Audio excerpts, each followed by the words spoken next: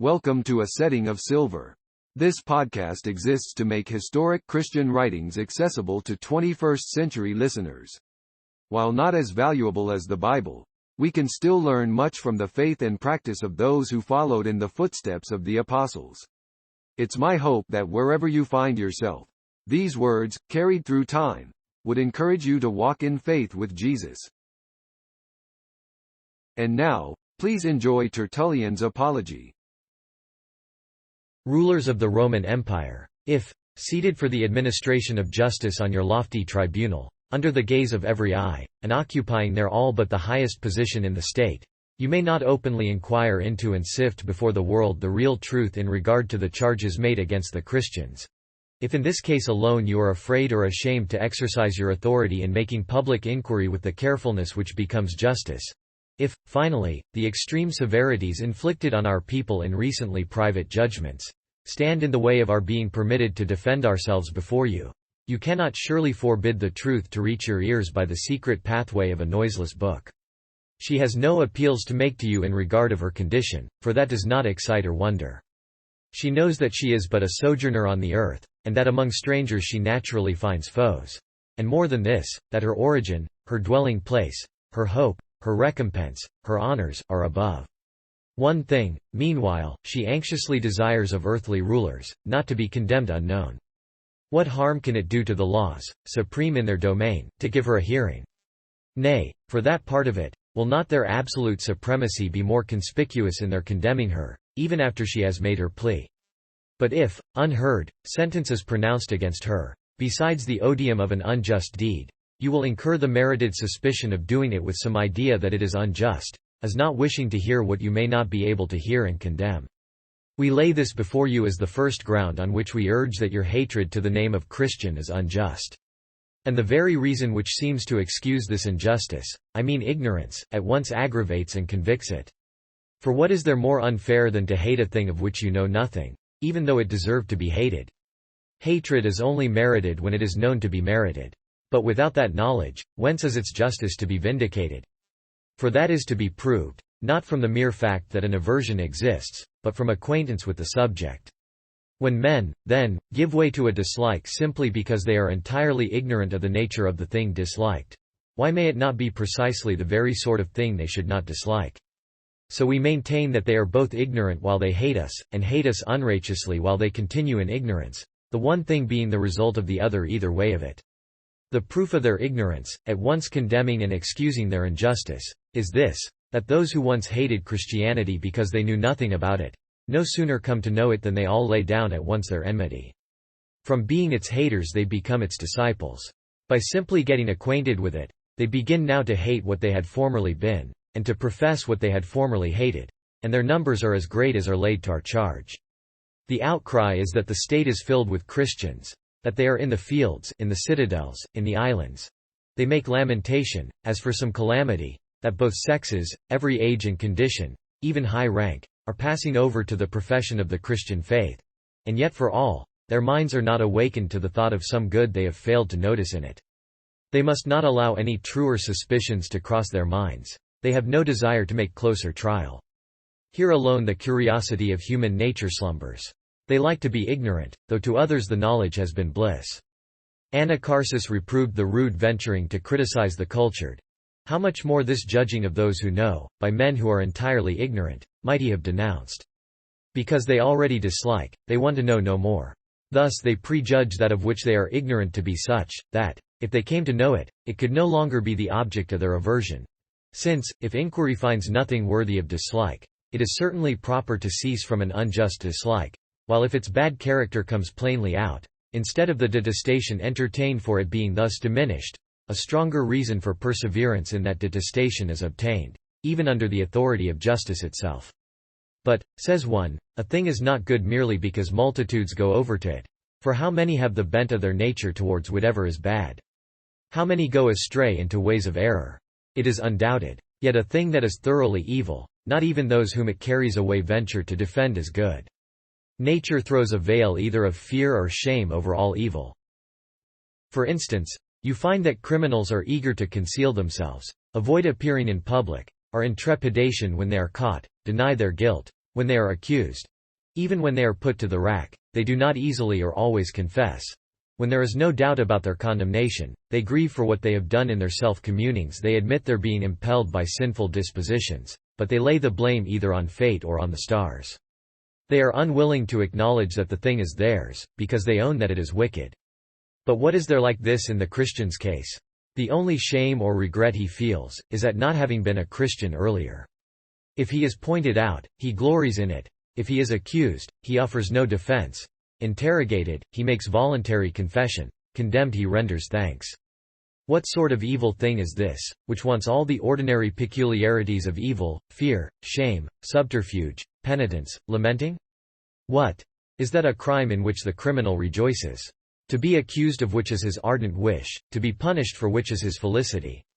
You cannot call it madness, you who stand convicted of knowing nothing of the matter.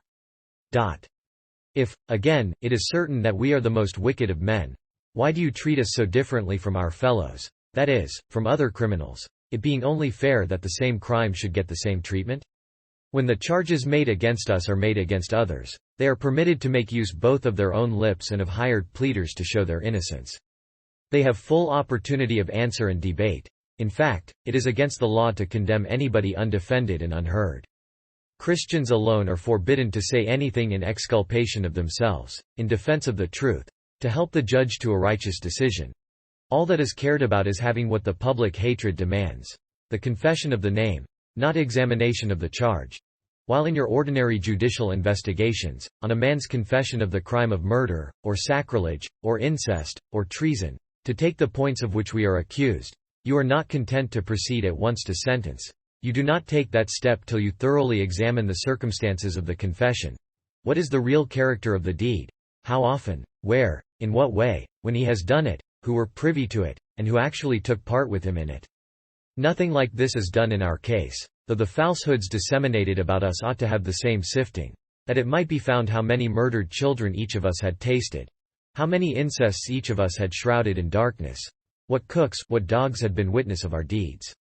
Oh, how great the glory of the ruler who should bring to light some Christian who had devoured 100 infants. But, instead of that, we find that even inquiry in regard to our case is forbidden.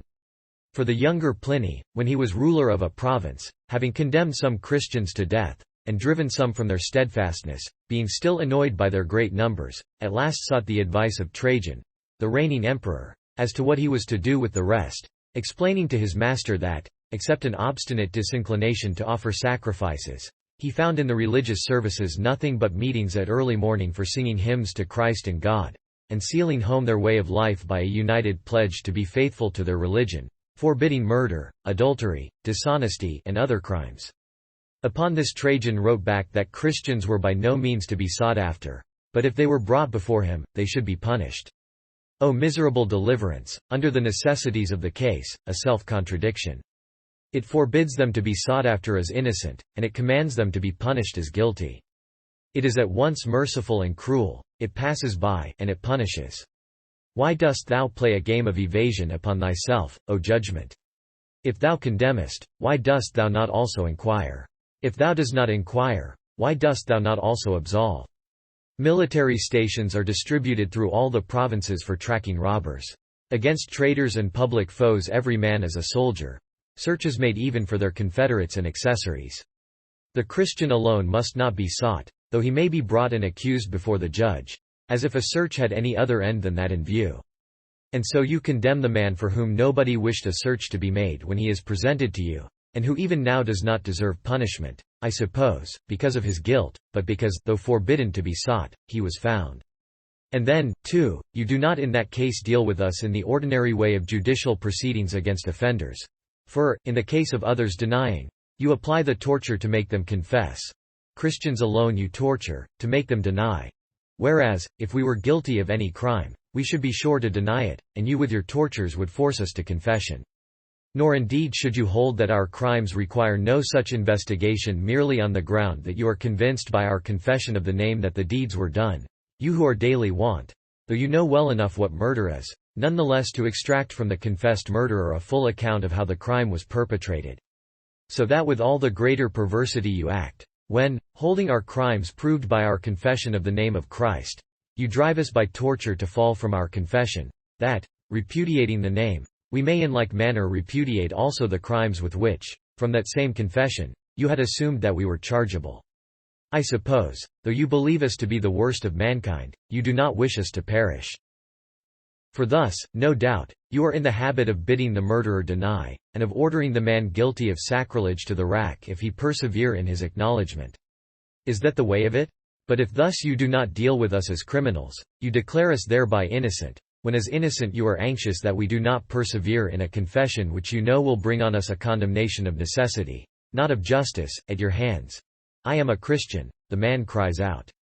He tells you what he is. You wish to hear from him what he is not. Occupying your place of authority to extort the truth, you do your utmost to get lies from us.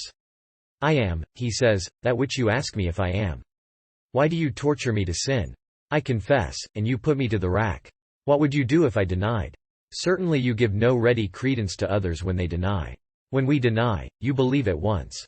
Let this perversity of yours lead you to suspect that there is some hidden power in the case under whose influence you act against the forms, against the nature of public justice, even against the very laws themselves. For, unless I am greatly mistaken, the laws enjoin offenders to be searched out, and not to be hidden away. They lay it down that persons who own a crime are to be condemned, not acquitted. The decrees of the Senate, the commands of your chiefs, lay this clearly down. The power of which you are servants is a civil, not a tyrannical domination. Among tyrants, indeed, torments used to be inflicted even as punishments. With you they are mitigated to a means of questioning alone. Keep to your law in these as necessary till confession is obtained. And if the torture is anticipated by confession, there will be no occasion for it. Sentence should be passed. The criminal should be given over to the penalty which is his due, not released. Accordingly, no one is eager for the acquittal of the guilty. It is not right to desire that, and so no one is ever compelled to deny. Well, you think the Christian a man of every crime, an enemy of the gods, of the emperor, of the laws, of good morals, of all nature. Yet you compel him to deny, that you may acquit him, which without him denial you could not do. You play fast and loose with the laws. You wish him to deny his guilt, that you may, even against his will, bring him out blameless and free from all guilt in reference to the past. Whence is this strange perversity on your part? How is it you do not reflect that a spontaneous confession is greatly more worthy of credit than a compelled denial? Or consider whether, when compelled to deny, a man's denial may not be in good faith, and whether acquitted, he may not, then and there, as soon as the trial is over, laugh at your hostility, a Christian as much as ever? Seeing, then, that in everything you deal differently with us than with other criminals, bent upon the one object of taking from us our name, indeed, it is ours no more if we do what Christians never do. It is made perfectly clear that there is no crime of any kind in the case, but merely a name which a certain system, ever working against the truth, pursues with its enmity, doing this chiefly with the object of securing that men may have no desire to know for certain what they know for certain they are entirely ignorant of. Hence, too, it is that they believe about us things of which they have no proof, and they are disinclined to have them looked into, lest the charges they would rather take on trust are all proved to have no foundation, that the name so hostile to that rival power, its crimes presumed, not proved, may be condemned simply on its own confession. So we are put to the torture if we confess, and we are punished if we persevere, and if we deny we are acquitted, because all the contention is about a name. Finally, why do you read out of your tablet lists that such a man is a Christian? Why not also that he is a murderer? And if a Christian is a murderer, why not guilty, too, of incest, or any other vile thing you believe of us? In our case alone you are either ashamed or unwilling to mention the very names of our crimes. If to be called a Christian does not imply any crime, the name is surely very hateful, when that of itself is made a crime. What are we to think of it, that most people so blindly knock their heads against the hatred of the Christian name? That when they bear favorable testimony to anyone, they mingle with it abuse of the name he bears? A good man, says one, is Gaius Seius, only that he is a Christian. So another, I am astonished that a wise man like Lucius should have suddenly become a Christian. Nobody thinks it needful to consider whether Gaius is not good and Lucius wise, on this very account that he is a Christian, or a Christian, for the reason that he is wise and good. They praise what they know, they abuse what they are ignorant of, and they inspire their knowledge with their ignorance. Though in fairness you should rather judge of what is unknown from what is known, than what is known from what is unknown. Others, in the case of persons whom, before they took the name of Christian, they had known as loose, and vile, and wicked, put on them a brand from the very thing which they praise. In the blindness of their hatred, they fall foul of their own approving judgment. What a woman she was! How wanton! How gay! What a youth he was! How profligate! How libidinous! They have become Christians. So the hated name is given to a reformation of character. Some even barter away their comforts for that hatred, content to bear injury, if they are kept free at home from the object of their bitter enmity. The wife, now chaste, the husband, now no longer jealous, casts out of his house. The son, now obedient, the father, who used to be so patient, disinherits. The servant, now faithful, the master, once so mild, commands away from his presence. It is a high offense for anyone to be reformed by the detested name. Goodness is of less value than hatred of Christians. Well now, if there is this dislike of the name, what blame can you attach to names? What accusation can you bring against mere designations, save that something in the word sounds either barbarous, or unlucky, or scurrilous, or unchaste? But Christian, so far as the meaning of the word is concerned, is derived from anointing. Yes, and even when it is wrongly pronounced by you, Christianus, for you do not even know accurately the name you hate, it comes from sweetness and benignity. You hate, therefore, in the guiltless, even a guiltless name. But the special ground of dislike to the sect is, that it bears the name of its founder. Is there anything new in a religious sect getting for its followers a designation from its master? Are not the philosophers called from the founders of their systems, Platonists, Epicureans, Pythagoreans? Are not the Stoics and academics so called also from the places in which they assembled and stationed themselves? And are not physicians named from Erasistratus, grammarians from Aristarchus, cooks even from Apicius? And yet the bearing of the name, transmitted from the original institutor with whatever he has instituted, offends no one. No doubt, if it is proved that the sect is a bad one, and so its founder bad as well, that will prove that the name is bad and deserves our aversion, in respect of the character both of the sect and its author. Before, therefore, taking up a dislike to the name, it behoved you to consider the sect in the author, or the author in the sect. But now, without any sifting and knowledge of either, the mere name is made matter of accusation, the mere name is assailed, and a sound alone brings condemnation on a sect and its author both, while of both you are ignorant, because they have such and such a designation, not because they are convicted of anything wrong. And so, having made these remarks as it were by way of preface, that I might show in its true colors the injustice of the public hatred against us, I shall now take my stand on the plea of our blamelessness. And I shall not only refute the things which are objected to us, but I shall also retort them on the objectors, that in this way all may know that Christians are free from the very crimes they are so well aware prevail among themselves, that they may at the same time be put to the blush for their accusations against us. Accusations I shall not say of the worst of men against the best, but now, as they will have it, against those who are only their fellows in sin. We shall reply to the accusation of all the various crimes we are said to be guilty of in secret, such as we find them committing in the light of day, and as being guilty of which we are held to be wicked, senseless, worthy of punishment, deserving of ridicule.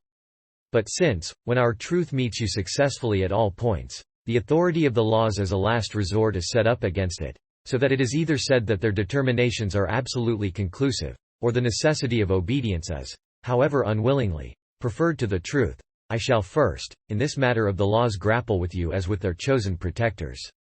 Now first, when you sternly lay it down in your sentences, it is not lawful for you to exist, and with unhesitating rigor you enjoin this to be carried out. You exhibit the violence and unjust domination of mere tyranny.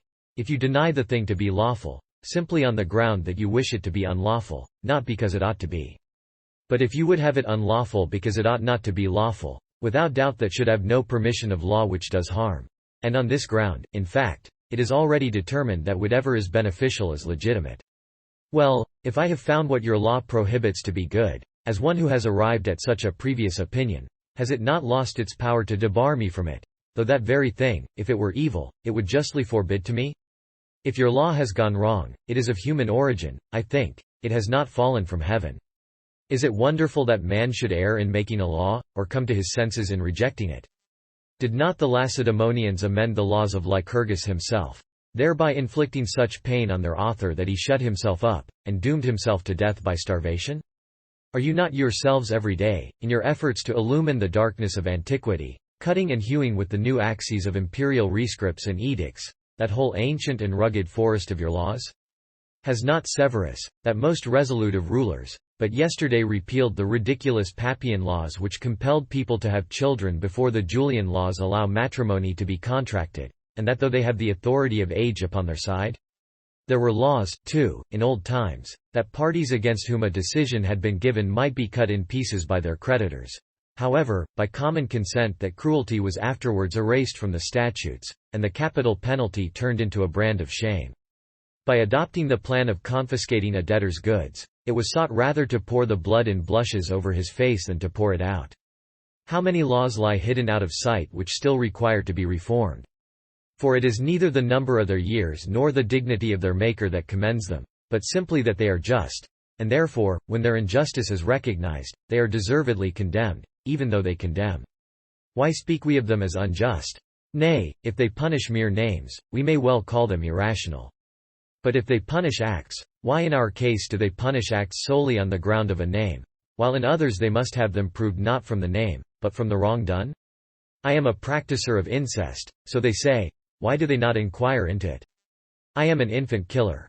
Why do they not apply the torture to get from me the truth? I am guilty of crimes against the gods, against the Caesars. Why am I, who am able to clear myself, not allowed to be heard on my own behalf?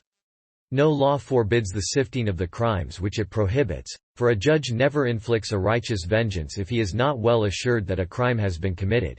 Nor does a citizen render a true subjection to the law, if he does not know the nature of the thing on which the punishment is inflicted.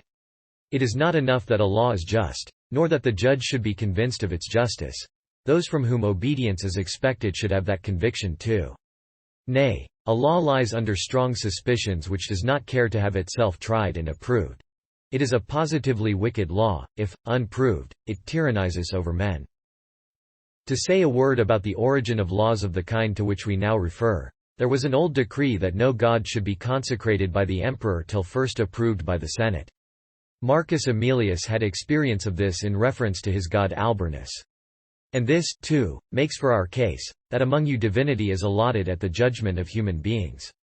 Unless gods give satisfaction to men, there will be no deification for them. The god will have to propitiate the man. Tiberius accordingly, in whose days the Christian name made its entry into the world, having himself received intelligence from Palestine of events which had clearly shown the truth of Christ's divinity, brought the matter before the Senate, with his own decision in favor of Christ. The Senate, because it had not given the approval itself, rejected his proposal. Caesar held to his opinion, threatening wrath against all accusers of the Christians. Consult your histories. You will there find that Nero was the first who assailed with the imperial sword the Christian sect, making progress then especially at Rome. But we glory in having our condemnation hallowed by the hostility of such a wretch. For anyone who knows him, can understand that not except as being of singular excellence did anything bring on it Nero's condemnation.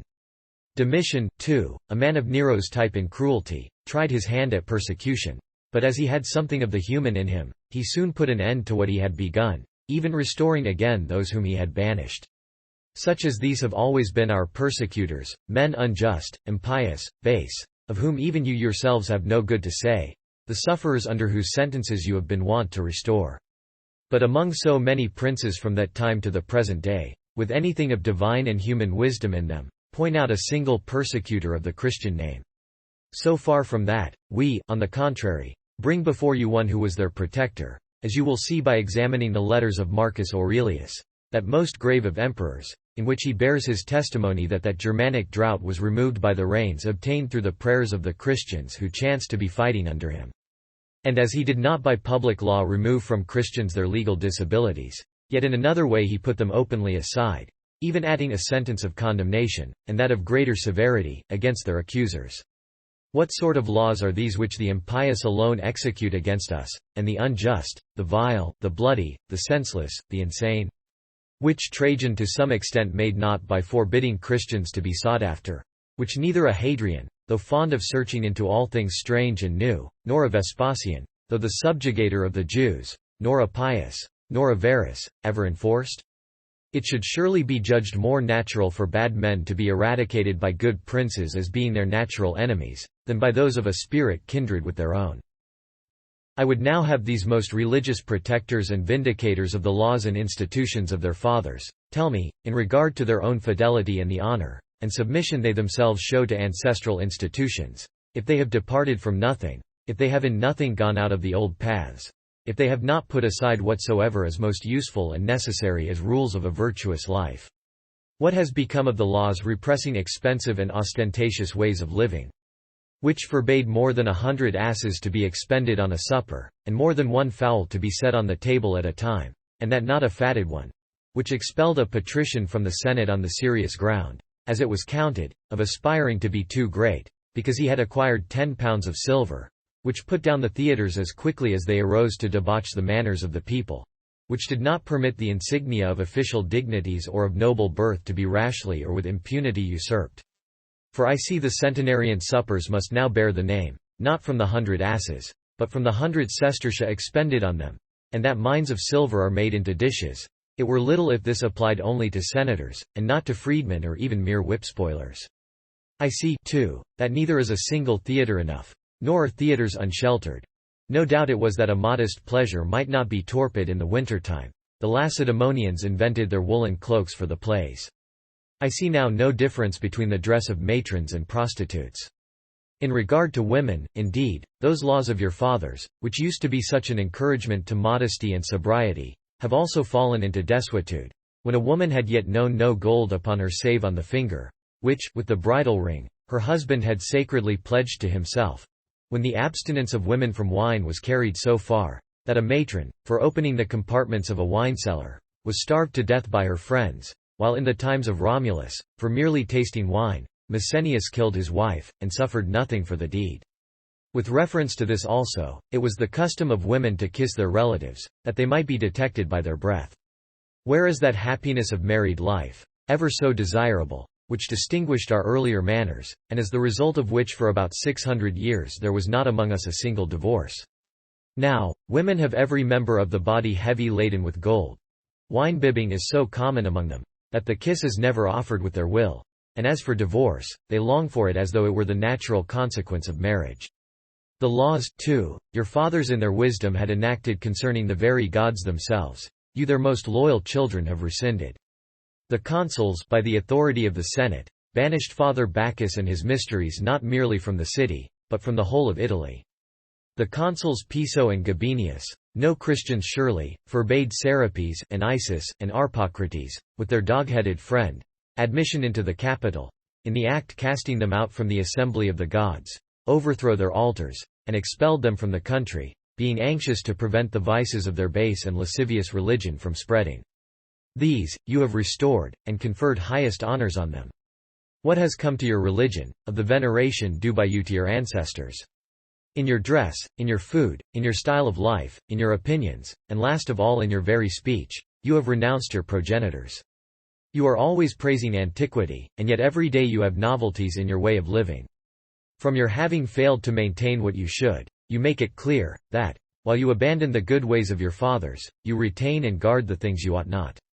Yet the very tradition of your fathers, which you still seem so faithfully to defend, and in which you find your principal matter of accusation against the Christians, I mean zeal in the worship of the gods, the point in which antiquity has mainly erred.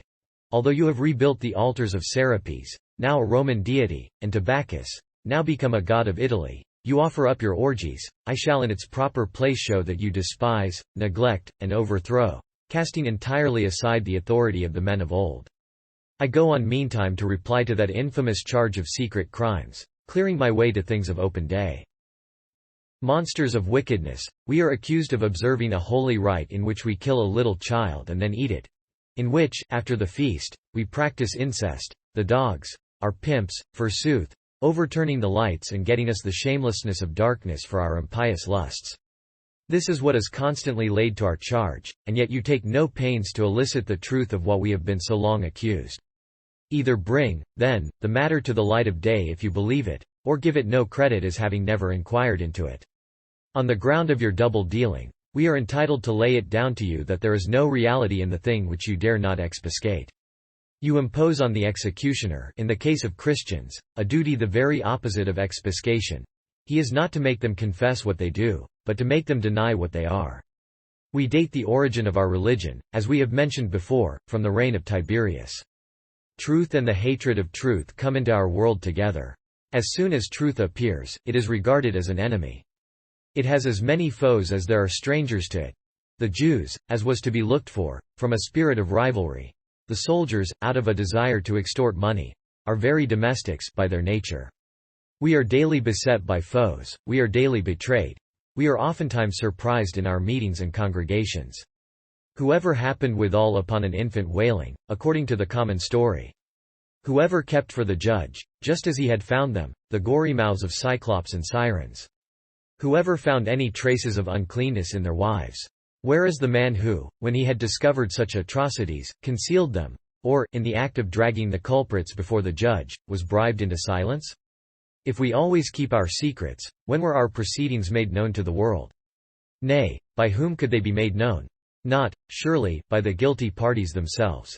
Even from the very idea of the thing, the fealty of silence being ever due to mysteries.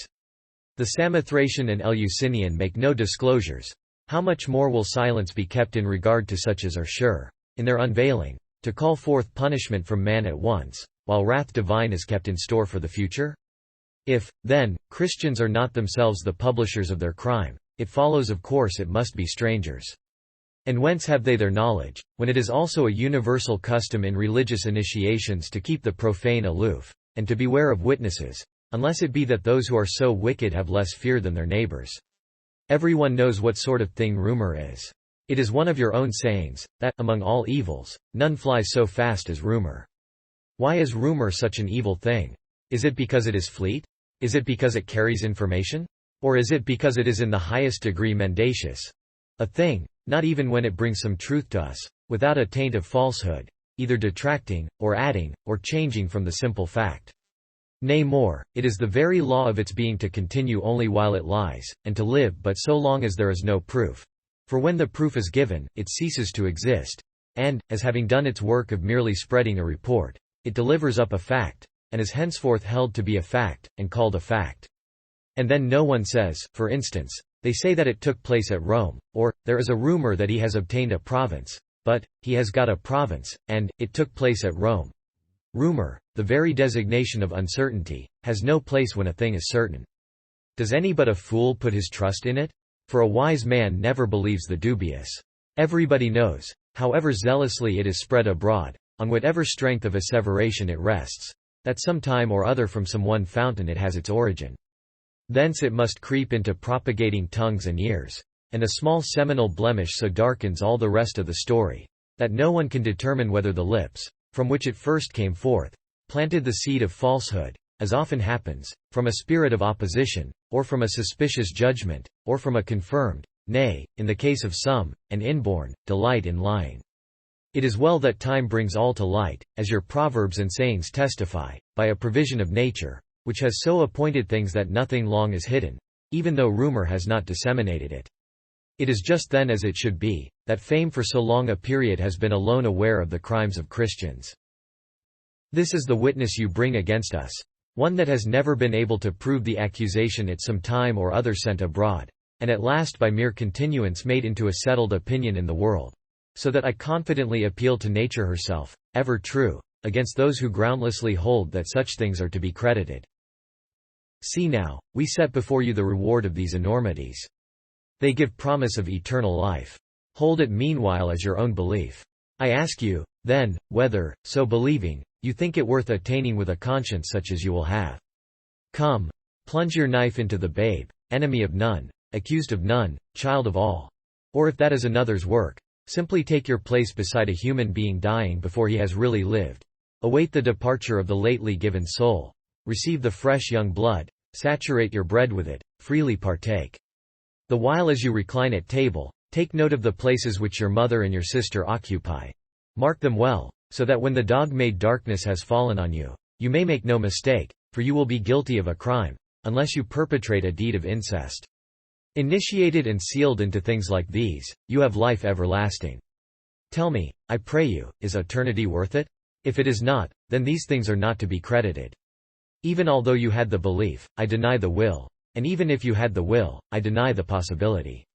Why then can others do it, if you cannot? Why cannot you, if others can?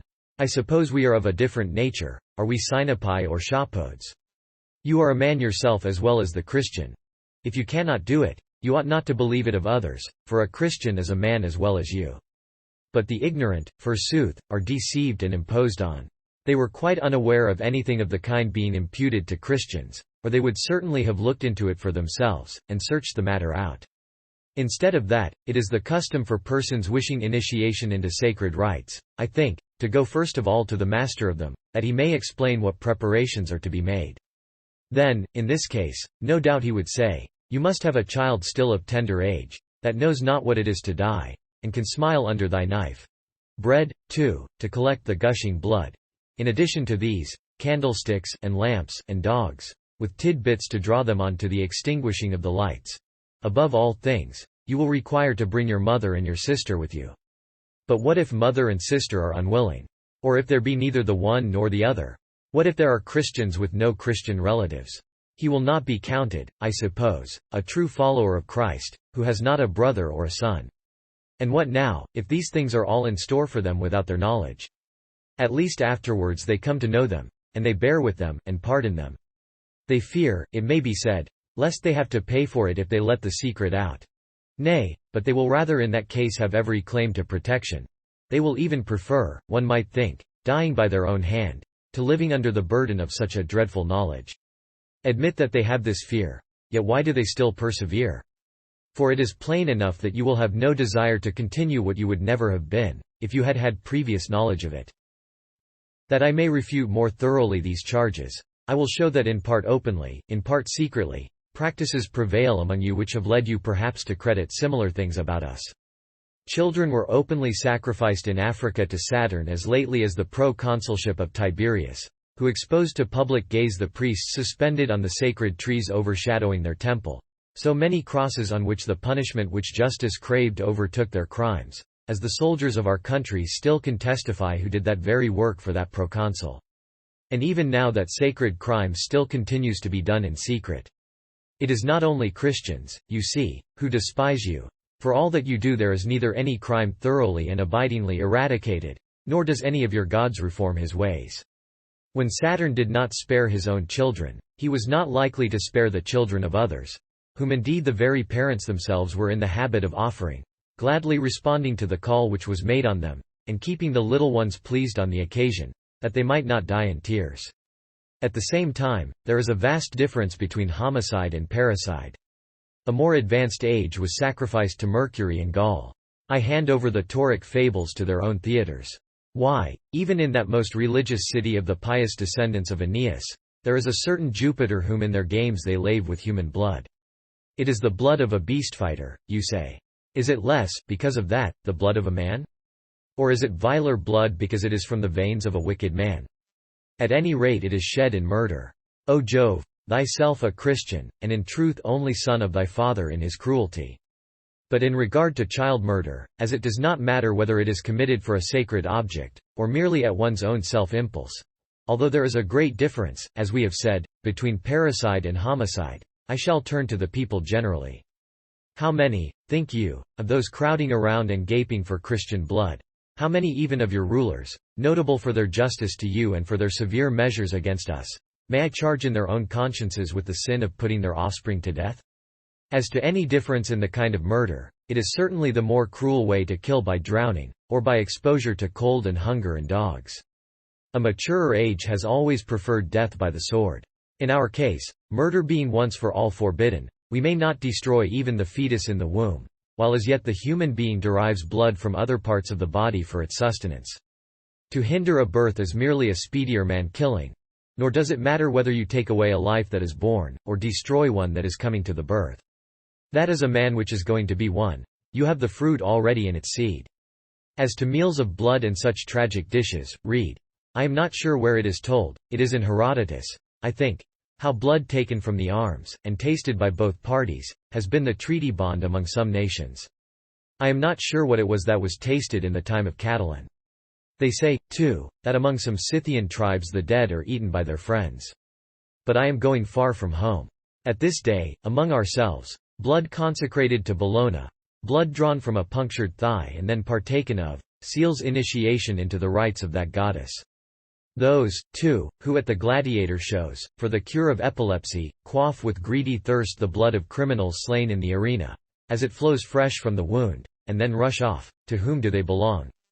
Those, also, who make meals on the flesh of wild beasts at the place of combat, who have keen appetites for bear and stag. That bear in the struggle was bedewed with the blood of the man whom it lacerated. That stag rolled itself in the gladiator's gore. The entrails of the very bears, loaded with as yet undigested human viscera, are in great request. And you have men rifting up man-fed flesh? If you partake of food like this, how do your repasts differ from those you accuse us Christians of? And do those, who, with savage lust, seize on human bodies, do less because they devour the living? Have they less the pollution of human blood on them because they only lick up what is to turn into blood? They make meals, it is plain, not so much of infants as of grown-up men. Blush for your vile ways before the Christians, who have not even the blood of animals at their meals of simple and natural food, who abstain from things strangled and that die a natural death, for no other reason than that they may not contract pollution, so much as from blood secreted in the viscera. To clench the matter with a single example, you tempt Christians with sausages of blood, just because you are perfectly aware that the thing by which you thus try to get them to transgress they hold unlawful, and how unreasonable it is to believe that those, of whom you are convinced that they regard with horror the idea of tasting the blood of oxen, are eager after blood of men, unless, mayhap, you have tried it, and found it sweeter to the taste. Nay, in fact, there is here a test you should apply to discover Christians, as well as the firepan and the censer. They should be proved by their appetite for human blood, as well as by their refusal to offer sacrifice, just as otherwise they should be affirmed to be free of Christianity by their refusal to taste of blood, as by their sacrificing, and there would be no want of blood of men, amply supplied as that would be in the trial and condemnation of prisoners. Then who are more given to the crime of incest than those who have enjoyed the instruction of Jupiter himself? Ctesias tells us that the Persians have illicit intercourse with their mothers. The Macedonians, too, are suspected on this point. For on first hearing the tragedy of Oedipus they made mirth of the incest-doer's grief, exclaiming, Helon eis ten metera. Even now reflect what opportunity there is for mistakes leading to incestuous comminglings, your promiscuous looseness supplying the materials. You first of all expose your children, that they may be taken up by any compassionate passer-by, to whom they are quite unknown, or you give them away, to be adopted by those who will do better to them the part of parents. Well, some time or other, all memory of the alienated progeny must be lost, and when once a mistake has been made, the transmission of incest thence will still go on, the race and the crime creeping on together. Then, further, wherever you are, at home, abroad, over the seas, your lust is an attendant, whose general indulgence, or even its indulgence in the most limited scale, may easily and unwittingly anywhere beget children, so that in this way a progeny scattered about in the commerce of life may have intercourse with those who are their own kin, and have no notion that there is any incest in the case. A persevering and steadfast chastity has protected us from anything like this. Keeping as we do from adulteries and all post-matrimonial unfaithfulness, we are not exposed to incestuous mishaps. Some of us, making matters still more secure, beat away from them entirely the power of sensual sin, by a virgin continence, still boys in this respect when they are old. If you would but take notice that such sins as I have mentioned prevail among you, that would lead you to see that they have no existence among Christians. The same eyes would tell you of both facts. But the two blindnesses are apt to go together, so that those who do not see what is, think they see what is not. I shall show it to be so in everything. But now let me speak of matters which are more clear. You do not worship the gods, you say, and you do not offer sacrifices for the emperors. Well, we do not offer sacrifice for others, for the same reason that we do not for ourselves, namely, that your gods are not at all the objects of our worship. So we are accused of sacrilege and treason. This is the chief ground of charge against us. Nay, it is the sum total of our offending. And it is worthy then of being inquired into, if neither prejudice nor injustice be the judge, the one of which has no idea of discovering the truth, and the other simply and at once rejects it. We do not worship your gods, because we know that there are no such beings. This, therefore, is what you should do. You should call on us to demonstrate their non-existence, and thereby prove that they have no claim to adoration. For only if your gods were truly so, would there be any obligation to render divine homage to them. And punishment even were due to Christians, if it were made plain that those to whom they refused all worship were indeed divine. But you say, they are gods. We protest and appeal from yourselves to your knowledge. Let that judge us. Let that condemn us, if it can deny that all these gods of yours were but men. If even it venture to deny that, it will be confuted by its own books of antiquities, from which it has got its information about them, bearing witness to this day, as they plainly do, both of the cities in which they were born, and the countries in which they have left traces of their exploits, as well as where also they are proved to have been buried. Shall I now, therefore, go over them one by one, so numerous and so various, new and old, barbarian, Grecian, Roman, foreign, captive and adopted, private and common, male and female, rural and urban, naval and military? It were useless even to hunt out all their names, so I may content myself with a compend. And this not for your information, but that you may have what you know brought to your recollection, for undoubtedly you act as if you had forgotten all about them. No one of your gods is earlier than Saturn. From him you trace all your deities, even those of higher rank and better known. What, then, can be proved of the first, will apply to those that follow. So far, then, as books give us information, neither the Greek Diodorus or Thales, neither Cassius Severus or Cornelius Nepos, nor any writer upon sacred antiquities, have ventured to say that Saturn was any but a man.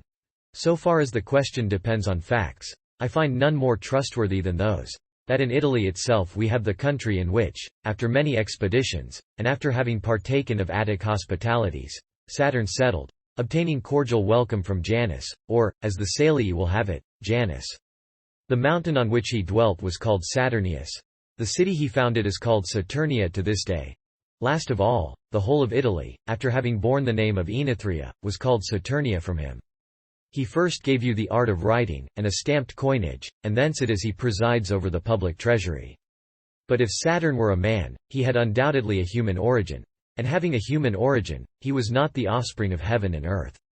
As his parents were unknown, it was not unnatural that he should be spoken of as the son of those elements from which we might all seem to spring. For who does not speak of heaven and earth as father and mother, in a sort of way of veneration and honor? Or from the custom which prevails among us of saying that persons of whom we have no knowledge, or who make a sudden appearance, have fallen from the skies. In this way it came about that Saturn, everywhere a sudden and unlooked-for guest, got everywhere the name of the heaven-born. For even the common folk call persons whose stock is unknown, sons of earth. I say nothing of how men in these rude times were wont to act, when they were impressed by the look of any stranger happening to appear among them, as though it were divine, since even at this day men of culture make gods of those whom, a day or two before, they acknowledge to be dead men by their public mourning for them. Let these notices of Saturn, brief as they are, suffice. It will thus also be proved that Jupiter is as certainly a man, as from a man he sprung, and that one after another the whole swarm is mortal like the primal stock. And since, as you dare not deny that these deities of yours once were men, you have taken it on you to assert that they were made gods after their decease, let us consider what necessity there was for this. In the first place, you must concede the existence of one higher God, a certain wholesale dealer in divinity, who has made gods of men. For they could neither have assumed a divinity which was not theirs, nor could any but one himself possessing it have conferred it on them. If there was no one to make gods, it is vain to dream of gods being made when thus you have no godmaker.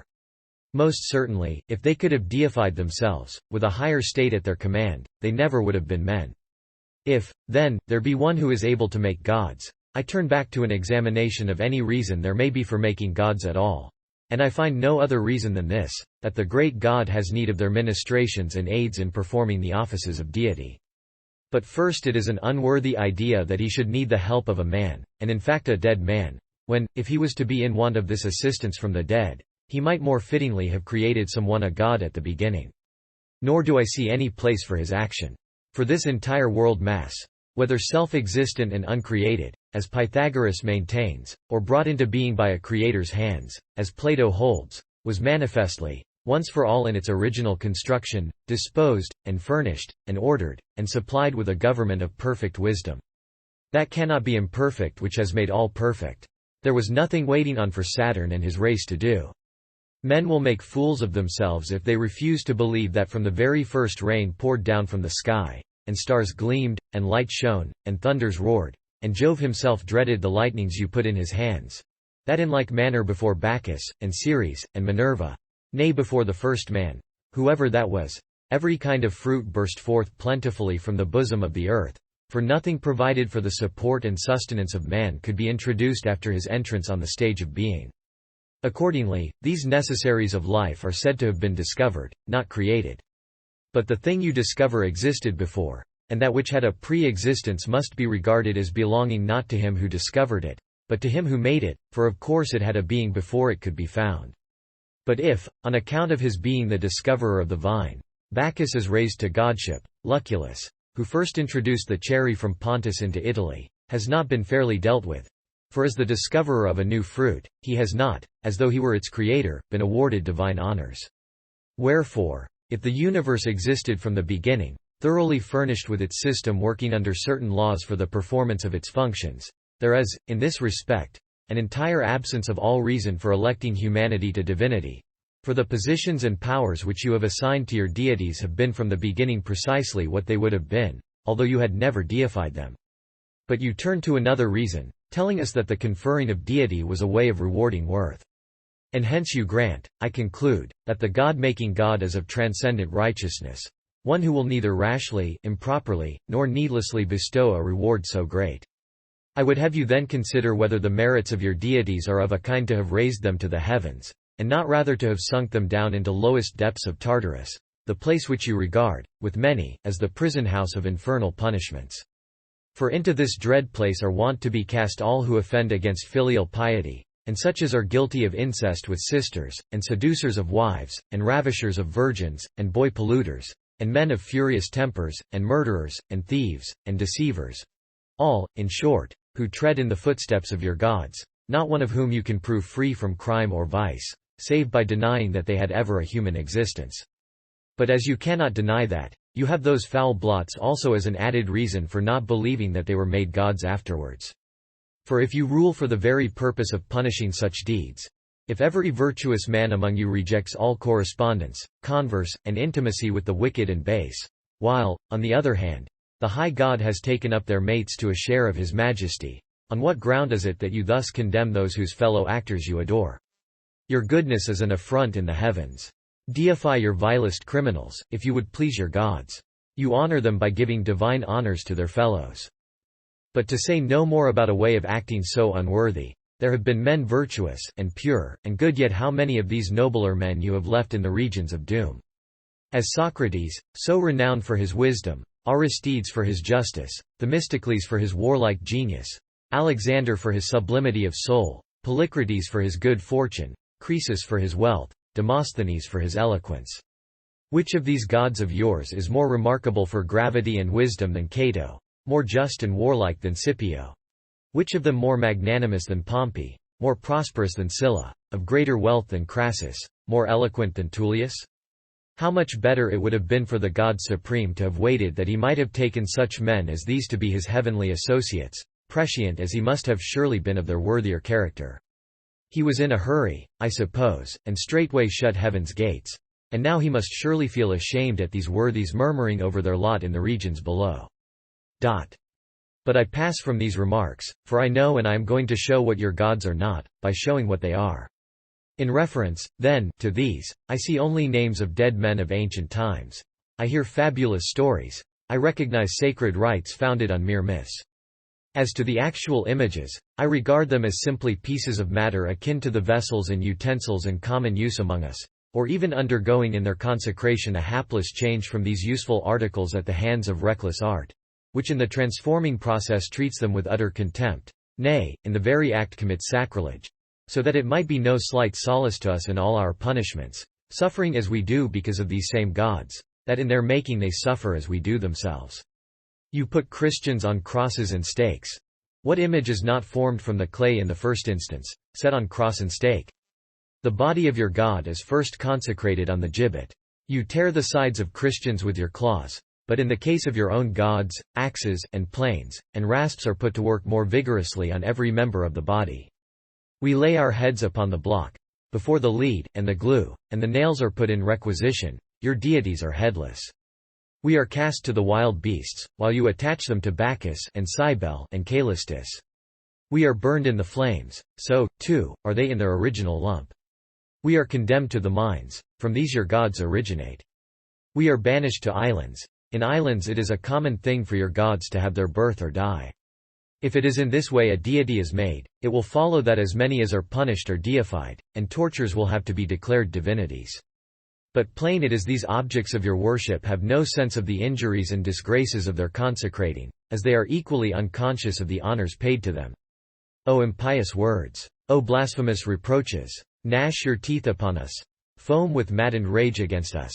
Ye are the persons, no doubt, who censured a certain Seneca speaking of your superstition at much greater length and far more sharply. In a word, if we refuse our homage to statues and frigid images, the very counterpart of their dead originals, with which hawks, and mice, and spiders are so well acquainted, does it not merit praise instead of penalty, that we have rejected what we have come to see as error? We cannot surely be made out to injure those who we are certain are nonentities. What does not exist, is in its non-existence secure from suffering. But they are gods to us, you say. And how is it, then, that in utter inconsistency with this, you are convicted of impious, sacrilegious, and irreligious conduct to them, neglecting those you imagine to exist, destroying those who are the objects of your fear, making mock of those whose honor you avenge? See now if I go beyond the truth. First, indeed, seeing you worship some one God, and some another, of course you give offense to those you do not worship. You cannot continue to give preference to one without slighting another, for selection implies rejection. You despise, therefore, those whom you thus reject, for in your rejection of them, it is plain you have no dread of giving them offense.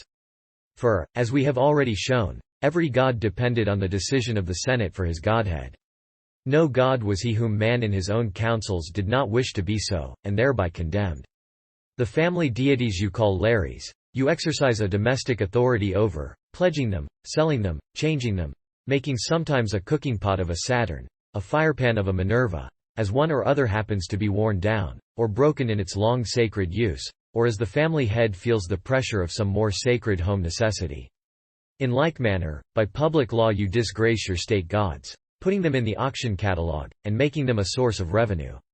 Men seek to get the capital, as they seek to get the herb market, under the voice of the crier, under the auction spear, under the registration of the quaestor. Deity is struck off and farmed out to the highest bidder. But indeed lands burdened with tribute are of less value. Men under the assessment of a poll tax are less noble, for these things are the marks of servitude. In the case of the gods, on the other hand, the sacredness is great in proportion to the tribute which they yield. Nay, the more sacred is a god, the larger is the tax he pays. Majesty is made a source of gain. Religion goes about the taverns begging. You demand a price for the privilege of standing on temple ground, for access to the sacred services. There is no gratuitous knowledge of your divinities permitted, you must buy their favors with a price. What honors in any way do you render to them that you do not render to the dead? You have temples in the one case just as in the other. You have altars in the one case as in the other. Their statues have the same dress, the same insignia. As the dead man had his age, his art, his occupation, so it is with the deity. In what respect does the funeral feast differ from the feast of Jupiter? Or the bowl of the gods from the ladle of the manes? Or the undertaker from the soothsayer, as in fact this latter personage also attends upon the dead? With perfect propriety you give divine honors to your departed emperors, as you worship them in life. The gods will count themselves indebted to you. Nay, it will be matter of high rejoicing among them that their masters are made their equals. But when you adore Larentina, a public prostitute, I could have wished that it might at least have been Lais or Phryne, among your Junos, and Cereses, and Dianas. When you install in your pantheon Simon Magus, giving him a statue and the title of Holy God. When you make an infamous court page a god of the sacred synod, although your ancient deities are in reality no better, they will still think themselves affronted by you, that the privilege antiquity conferred on them alone, has been allowed to others. I wish now to review your sacred rites, and I pass no censure on your sacrificing, when you offer the worn out, the scabbed, the corrupting, when you cut off from the fat and the sound the useless parts, such as the head and the hoofs, which in your house you would have assigned to the slaves or the dogs. When of the tithe of Hercules you do not lay a third upon his altar. I am disposed rather to praise your wisdom in rescuing something from being lost. But turning to your books, from which you get your training in wisdom and the nobler duties of life, What utterly ridiculous things I find! That for Trojans and Greeks the gods fought among themselves like pairs of gladiators. That Venus was wounded by a man, because she would rescue her son Aeneas when he was in peril of his life from the same Diomede. That Mars was almost wasted away by a 13 months' imprisonment. That Jupiter was saved by a monster's aid from suffering the same violence at the hands of the other gods. That he now laments the fate of Sarpedon, now foully makes love to his own sister, recounting, to her, former mistresses, now for a long time past not so dear as she. After this, what poet is not found copying the example of his chief, to be a disgracer of the gods? One gives Apollo to King Admetus to tend his sheep. Another hires out the building labors of Neptune to Laomedon. A well-known lyric poet, too, Pindar, sings of Aesculapius deservedly stricken with lightning for his greed in practicing wrongfully his art. A wicked deed it was of Jupiter, if he hurled the bolt, unnatural to his grandson, and exhibiting envious feeling to the physician. Things like these should not be made public if they are true, and if false, they should not be fabricated among people professing a great respect for religion. Nor indeed do either tragic or comic writers shrink from setting forth the gods as the origin of all family calamities and sins. I do not dwell on the philosophers, contenting myself with a reference to Socrates, who, in contempt of the gods, was in the habit of swearing by an oak, and a goat, and a dog. In fact, for this very thing Socrates was condemned to death, that he overthrew the worship of the gods. Plainly, at one time as well as another, that is, always truth is disliked. However, when ruing their judgment, the Athenians inflicted punishment on his accusers, and set up a golden image of him in a temple. The condemnation was in the very act rescinded, and his witness was restored to its former value. Diogenes, too, makes utter mock of Hercules, and the Roman cynic Varro brings forward 300 Joves, or Jupiters they should be called, all headless. Others of your writers, in their wantonness, even minister to your pleasures by vilifying the gods. Examine those charming farces of your Lentuli and Hostili. Whether in the jokes and tricks it is the buffoons or the deities which afford you merriment. Such farces I mean as Anubis the adulterer, and Luna of the masculine gender, and Diana under the lash, and the reading the will of Jupiter deceased, and the 3 famishing Herculeses held up to ridicule. Your dramatic literature, too, depicts all the vileness of your gods. The sun mourns his offspring cast down from heaven, and you are full of glee. Cybele sighs after the scornful swain, and you do not blush. You brook the stage recital of Jupiter's misdeeds, and the shepherd judging Juno, Venus, and Minerva. Then, again, when the likeness of a god is put on the head of an ignominious and infamous wretch, when one impure and trained up for the art in all effeminacy, represents a Minerva or a Hercules, is not the majesty of your gods insulted, and their deity dishonored? Yet you not merely look on, but applaud. You are, I suppose, more devout in the arena, where after the same fashion your deities dance on human blood, on the pollutions caused by inflicted punishments, as they act their themes and stories, doing their turn for the wretched criminals, except that these, too, often put on divinity and actually play the very gods. We have seen in our day a representation of the mutilation of Attis, that famous god of Pessinus, and a man burnt alive as Hercules. We have made merry amid the ludicrous cruelties of the noonday exhibition, at Mercury examining the bodies of the dead with his hot iron. We have witnessed Jove's brother, mallet in hand, dragging out the corpses of the gladiators. But who can go into everything of this sort? If by such things as these the honor of deity is assailed, if they go to blot out every trace of its majesty, we must explain them by the contempt in which the gods are held, alike by those who actually do them, and by those for whose enjoyment they are done. This, it will be said, however, is all in sport.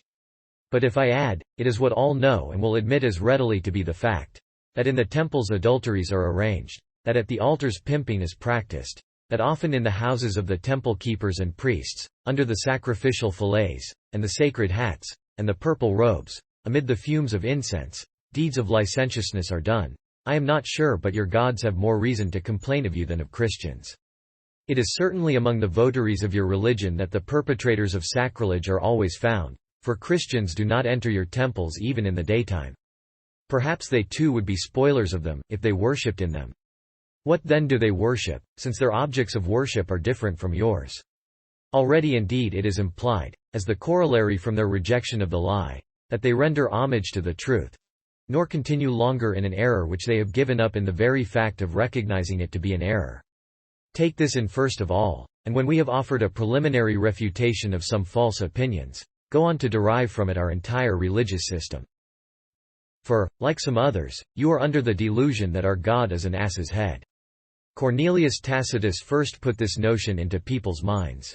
In the 5th book of his Histories, beginning the narrative of the Jewish War with an account of the origin of the nation, and theorizing at his pleasure about the origin, as well as the name and the religion of the Jews, he states that having been delivered, or rather, in his opinion, expelled from Egypt, in crossing the vast plains of Arabia, where water is so scanty, they were in extremity from thirst, but taking the guidance of the wild asses, which it was thought might be seeking water after feeding, they discovered a fountain, and thereupon in their gratitude they consecrated a head of this species of animal.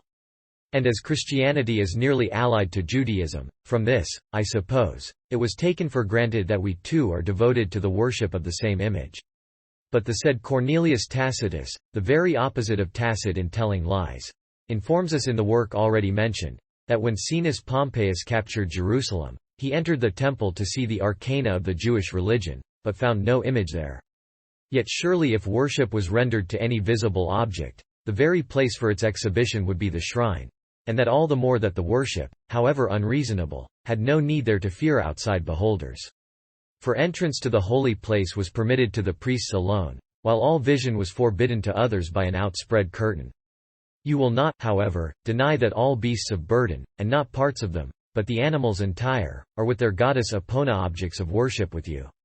It is this, perhaps, which displeases you in us, that while your worship here is universal, we do homage only to the ass. Then, if any of you think we render superstitious adoration to the cross, in that adoration he is sharer with us. If you offer homage to a piece of wood at all, it matters little what it is like when the substance is the same. It is of no consequence the form, if you have the very body of the god. And yet how far does the Athenian palace differ from the stock of the cross, or the Pharian Ceres as she is put up uncarved to sale, a mere rough stake and piece of shapeless wood. Every stake fixed in an upright position is a portion of the cross. We render our adoration, if you will have it so, to a God entire and complete. We have shown before that your deities are derived from shapes modeled from the cross.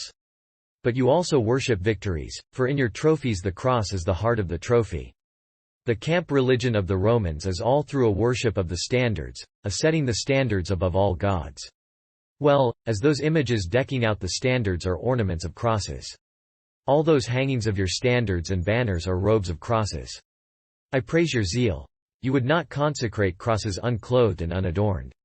Others, again, certainly with more information and greater verisimilitude, believe that the sun is our God. We shall be counted Persians perhaps, though we do not worship the orb of day painted on a piece of linen cloth, having himself everywhere in his own disk. The idea no doubt has originated from our being known to turn to the east in prayer. But you, many of you, also under pretense sometimes of worshipping the heavenly bodies, move your lips in the direction of the sunrise. In the same way, if we devote Sunday to rejoicing, from a far different reason than sun worship, we have some resemblance to those of you who devote the day of Saturn to ease and luxury, though they too go far away from Jewish ways, of which indeed they are ignorant. But lately a new edition of our God has been given to the world in that great city. It originated with a certain vile man who was wont to hire himself out to cheat the wild beasts, and who exhibited a picture with this inscription: "The God of the Christians, born of an ass." He had the ears of an ass, was hoofed in one foot, carried a book, and wore a toga. Both the name and the figure gave us amusement. But our opponents ought straightway to have done homage to this biformed divinity, for they have acknowledged gods dog-headed and lion-headed, with horn of buck and ram, with goat-like loins, with serpent legs, with wings sprouting from back or foot. These things we have discussed ex abundanti, that we might not seem willingly to pass by any rumor against us unrefuted. Having thoroughly cleared ourselves, we turn now to an exhibition of what our religion really is. The object of our worship is the one God, he who by his commanding word, his arranging wisdom, his mighty power, brought forth from nothing this entire mass of our world, with all its array of elements, bodies, spirits, for the glory of his majesty. Whence also the Greeks have bestowed on it the name of cosmos. The eye cannot see him, though he is, spiritually, visible. He is incomprehensible, though in grace he is manifested. He is beyond our utmost thought, though our human faculties conceive of him. He is therefore equally real and great. But that which, in the ordinary sense, can be seen and handled and conceived, is inferior to the eyes by which it is taken in, and the hands by which it is tainted, and the faculties by which it is discovered, but that which is infinite is known only to itself. This it is which gives some notion of God, while yet beyond all our conceptions. Our very incapacity of fully grasping him affords us the idea of what he really is. He is presented to our minds in his transcendent greatness, as at once known and unknown. And this is the crowning guilt of men, that they will not recognize one, of whom they cannot possibly be ignorant. Would you have the proof from the works of his hands, so numerous and so great, which both contain you and sustain you, which minister at once to your enjoyment, and strike you with awe? Or would you rather have it from the testimony of the soul itself? Though under the oppressive bondage of the body, though led astray by depraving customs, though enervated by lusts and passions, though in slavery to false gods, yet, whenever the soul comes to itself, as out of a surfeit, or a sleep, or a sickness, and attains something of its natural soundness, it speaks of God, using no other word, because this is the peculiar name of the true God. God is great and good, which may God give, are the words on every lip. It bears witness, too, that God is judge, exclaiming, God sees, and, I commend myself to God, and, God will repay me. O noble testimony of the soul by nature Christian! Then, too, in using such words as these, it looks not to the capital, but to the heavens. It knows that there is the throne of the living God, as from him and from thence itself came down. But, that we might attain an ampler and more authoritative knowledge at once of himself, and of his counsels and will, God has added a written revelation for the behoof of every one whose heart is set on seeking him, that seeking he may find, and finding believe, and believing obey. For from the first he sent messengers into the world, men whose stainless righteousness made them worthy to know the Most High, and to reveal him, men abundantly endowed with the Holy Spirit, that they might proclaim that there is one God only who made all things, who formed man from the dust of the ground. For he is the true Prometheus who gave order to the world by arranging the seasons and their course. These have further set before us the proofs he has given of his majesty and his judgments by floods and fires, the rules appointed by him for securing his favor, as well as the retribution in store for the ignoring, forsaking and keeping them, as being about at the end of all to adjudge his worshippers to everlasting life, and the wicked to the doom of fire at once without ending and without break, raising up again all the dead from the beginning, reforming and renewing them with the object of awarding either recompense. Once these things were with us, too, the theme of ridicule. We are of your stock in nature. Men are made, not born, Christians. The preachers of whom we have spoken are called prophets, from the office which belongs to them of predicting the future. Their words, as well as the miracles which they performed, that men might have faith in their divine authority, we have still in the literary treasures they have left, and which are open to all. Ptolemy, surnamed Philadelphus, the most learned of his race, a man of vast acquaintance with all literature, emulating, I imagine, the book Enthusiasm of Pisistratus, among other remains of the past which either their antiquity or something of peculiar interest made famous, at the suggestion of Demetrius Phalereus, who was renowned above all grammarians of his time, and to whom he had committed the management of these things, applied to the Jews for their writings. I mean the writings peculiar to them and in their tongue, which they alone possessed, for from themselves, as a people dear to God for their fathers' sake, their prophets had ever sprung, and to them they had ever spoken. Now in ancient times the people we call Jews bear the name of Hebrews, and so both their writings and their speech were Hebrew. But that the understanding of their books might not be wanting, this also the Jews supplied to Ptolemy, for they gave him 72 interpreters, men whom the philosopher Menedemus, the well-known asserter of a providence, regarded with respect as sharing in his views. The same account is given by Aristeas. So the king left these works unlocked to all, in the Greek language. To this day, at the temple of Serapis, the libraries of Ptolemy are to be seen, with the identical Hebrew originals in them. The Jews, too, read them publicly. Under a tribute liberty, they are in the habit of going to hear them every Sabbath. Whoever gives ear will find God in them. Whoever takes pains to understand, will be compelled to believe. Their high antiquity, first of all, claims authority for these writings. With you, too, it is a kind of religion to demand belief on this very ground. Well, all the substances, all the materials, the origins, classes, contents of your most ancient writings, even most nations and cities illustrious in the records of the past and noted for their antiquity in books of annals. The very forms of your letters, those revealers and custodies of events. Nay, I think I speak still within the mark, your very gods themselves, your very temples and oracles, and sacred rites, are less ancient than the work of a single prophet, in whom you have the thesaurus of the entire Jewish religion, and therefore too of ours.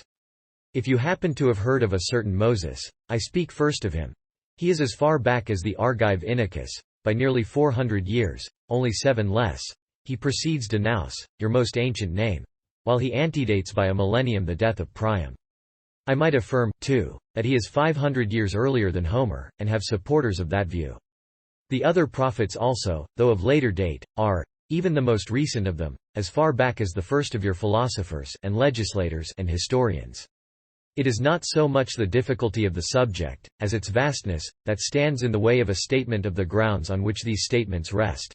The matter is not so arduous as it would be tedious. It would require the anxious study of many books, and the fingers busy reckoning. The histories of the most ancient nations, such as the Egyptians, the Chaldeans, the Phoenicians, would need to be ransacked. The men of these various nations who have information to give, would have to be called in as witnesses. Manetho the Egyptian, and Berosus the Chaldean, and Hieramus the Phoenician king of Tyre. Their successors too, Ptolemy the Mendesian, and Demetrius Phalerius, and King Juba, and Apion, and Thallus, and their critic the Jew Josephus, the native vindicator of the ancient history of his people, who either authenticates or refutes the others. Also the Greek censors' lists must be compared, and the dates of events ascertained, that the chronological connections may be opened up, and thus the reckonings of the various annals be made to give forth light. We must go abroad into the histories and literature of all nations. And, in fact, we have already brought the proof in part before you, in giving those hints as to how it is to be effected. But it seems better to delay the full discussion of this, lest in our haste we do not sufficiently carry it out, or lest in its thorough handling we make too lengthened a digression.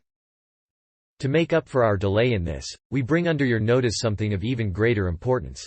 We point to the majesty of our scriptures, if not to their antiquity. If you doubt that they are as ancient as we say, we offer proof that they are divine. And you may convince yourselves of this at once, and without going very far. Your instructors, the world, and the age, and the event, are all before you. All that is taking place around you was foreannounced. All that you now see with your eye was previously heard by the ear. The swallowing up of cities by the earth. The theft of islands by the sea. Wars, bringing external and internal convulsions. The collision of kingdoms with kingdoms. Famines and pestilences, and local massacres, and widespread desolating mortalities. The exaltation of the lowly, and the humbling of the proud. The decay of righteousness, the growth of sin. The slackening interest in all good ways. The very seasons and elements going out of their ordinary course. Monsters and portents taking the place of nature's forms. It was all foreseen and predicted before it came to pass. While we suffer the calamities, we read of them in the Scriptures. As we examine, they are proved. Well, the truth of a prophecy, I think, is the demonstration of its being from above. Hence there is among us an assured faith in regard to coming events as things already proved to us, for they were predicted along with what we have day by day fulfilled. They are uttered by the same voices, they are written in the same books, the same Spirit inspires them. All time is one to prophecy foretelling the future. Among men, it may be, a distinction of times is made while the fulfillment is going on. From being future we think of it as present, and then from being present we count it as belonging to the past. How are we to blame, I pray you, that we believe in things to come as though they already were, with the grounds we have for our faith in these 2 steps? But having asserted that our religion is supported by the writings of the Jews, the oldest which exist, though it is generally known, and we fully admit that it dates from a comparatively recent period, no further back indeed than the reign of Tiberius.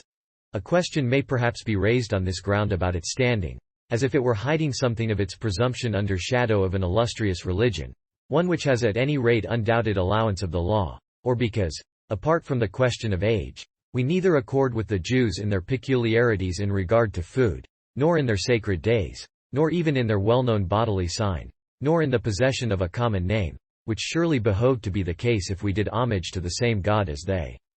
Then, too, the common people have now some knowledge of Christ, and think of him as but a man, one indeed such as the Jews condemned, so that some may naturally enough have taken up the idea that we are worshippers of a mere human being. But we are neither ashamed of Christ, for we rejoice to be counted his disciples, and in his name to suffer, nor do we differ from the Jews concerning God. We must make, therefore, a remark or two as to Christ's divinity. In former times the Jews enjoyed much of God's favor, when the fathers of their race were noted for their righteousness and faith. So it was that as a people they flourished greatly, and their kingdom attained to a lofty eminence. And so highly blessed were they, that for their instruction God spake to them in special revelations, pointing out to them beforehand how they should merit his favor and avoid his displeasure. But how deeply they have sinned, puffed up to their fall with a false trust in their noble ancestors, turning from God's way into a way of sheer impiety. Though they themselves should refuse to admit it, their present national ruin would afford sufficient proof. Scattered abroad, a race of wanderers, exiles from their own land and clime, they roam over the whole world without either a human or a heavenly king, not possessing even the stranger's right to set so much as a simple footstep in their native country. The sacred writers withal, in giving previous warning of these things, all with equal clearness ever declared that, in the last days of the world, God would, out of every nation, and people, and country, choose for himself more faithful worshippers, upon whom he would bestow his grace, and that indeed in ampler measure, in keeping with the enlarged capacities of a nobler dispensation. Accordingly, he appeared among us, whose coming to renovate and illuminate man's nature was pre-announced by God. I mean Christ, that Son of God. And so the supreme head and master of this grace and discipline, the enlightener and trainer of the human race, God's own Son, was announced among us, born, but not so born as to make him ashamed of the name of Son or of his paternal origin. It was not his lot to have as his father, by incest with a sister, or by violation of a daughter or another's wife, a god in the shape of serpent, or ox, or bird, or lover, for his vile ends transmuting himself into the gold of Danaus. They are your divinities upon whom these base deeds of Jupiter were done. But the Son of God has no mother in any sense which involves impurity. She, whom men suppose to be his mother in the ordinary way, had never entered into the marriage bond. But, first, I shall discuss his essential nature, and so the nature of his birth will be understood. We have already asserted that God made the world, and all which it contains, by his word, and reason, and power. It is abundantly plain that your philosophers, too, regard the Logos, that is, the word and reason, as the creator of the universe. For Zeno lays it down that he is the creator, having made all things according to a determinate plan, that his name is fate, and God, and the soul of Jupiter, and the necessity of all things. Cleanthes ascribes all this to spirit, which he maintains pervades the universe. And we, in like manner, hold that the word, and reason, and power, by which we have said God made all, have spirit as their proper and essential substratum, in which the word has in being to give forth utterances, and reason abides to dispose and arrange, and power is over all to execute. We have been taught that he proceeds forth from God, and in that procession he is generated, so that he is the Son of God, and is called God from unity of substance with God. For God, too, is a spirit. Even when the ray is shot from the sun, it is still part of the parent mass. The sun will still be in the ray, because it is a ray of the sun. There is no division of substance, but merely an extension. Thus Christ as spirit of spirit, and God of God, as light of light is kindled. The material matrix remains entire and unimpaired, though you derive from it any number of shoots possessed of its qualities. So, too, that which has come forth out of God is at once God and the Son of God, and the two are one in this way also. As he is spirit of spirit and God of God, he is made a second in manner of existence, in position, not in nature, and he did not withdraw from the original source, but went forth. This ray of God, then, as it was always foretold in ancient times, descending into a certain virgin, and made flesh in her womb, is in his birth God and man united. The flesh formed by the Spirit is nourished, grows up to manhood, speaks, teaches, works, and is the Christ. Receive meanwhile this fable, if you choose to call it so, it is like some of your own, while we go on to show how Christ's claims are proved, and who the parties are with you by whom such fables have been set a-going to overthrow the truth, which they resemble. The Jews, too, were well aware that Christ was coming, as those to whom the prophets spake. Nay, even now his advent is expected by them. Nor is there any other contention between them and us, than that they believe the advent has not yet occurred. For two comings of Christ having been revealed to us, a first, which has been fulfilled in the lowliness of a human lot, a second, which impends over the world, now near its close, in all the majesty of deity unveiled. And, by misunderstanding the first, they have concluded that the second, which, as matter of more manifest prediction, they set their hopes on, is the only one. It was the merited punishment of their sin not to understand the Lord's first advent. For if they had, they would have believed, and if they had believed, they would have obtained salvation. They themselves read how it is written of them that they are deprived of wisdom and understanding, of the use of eyes and ears. As, then, under the force of their prejudgment, they had convinced themselves from his lowly guise that Christ was no more than man, it followed from that, as a necessary consequence, that they should hold him a magician from the powers which he displayed, expelling devils from men by a word, restoring vision to the blind, cleansing the leprous, reinvigorating the paralytic, summoning the dead to life again, making the very elements of nature obey him, stilling the storms and walking on the sea, proving that he was the Logos of God, that primordial first-begotten Word, accompanied by power and reason, and based on Spirit, that he who was now doing all things by his word, and he who had done that of old, were one and the same. But the Jews were so exasperated by his teaching, by which their rulers and chiefs were convicted of the truth, chiefly because so many turned aside to him, that at last they brought him before Pontius Pilate, at that time Roman governor of Syria, and, by the violence of their outcries against him, extorted a sentence giving him up to them to be crucified. He himself had predicted this, which, however, would have signified little had not the prophets of old done it as well. And yet, nailed upon the cross, he exhibited many notable signs, by which his death was distinguished from all others. At his own free will, he with a word dismissed from him his spirit, anticipating the executioner's work. In the same hour, too, the light of day was withdrawn, when the sun at the very time was in his meridian blaze. Those who were not aware that this had been predicted about Christ, no doubt thought it an eclipse. You yourselves have the account of the world portent still in your archives. Then, when his body was taken down from the cross and placed in a sepulchre, the Jews in their eager watchfulness surrounded it with a large military guard, lest, as he had predicted his resurrection from the dead on the third day, his disciples might remove by stealth his body, and deceive even the incredulous. But, lo, on the third day there was a sudden shock of earthquake, and the stone which sealed the sepulchre was rolled away, and the guard fled off in terror. Without a single disciple near, the grave was found empty of all but the clothes of the buried one. But nevertheless, the leaders of the Jews, whom it nearly concerned both to spread abroad a lie, and keep back a people tributary and submissive to them from the faith, gave it out that the body of Christ had been stolen by his followers. For the Lord, you see, did not go forth into the public gaze, lest the wicked should be delivered from their error. That faith also, destined to a great reward, might hold its ground in difficulty.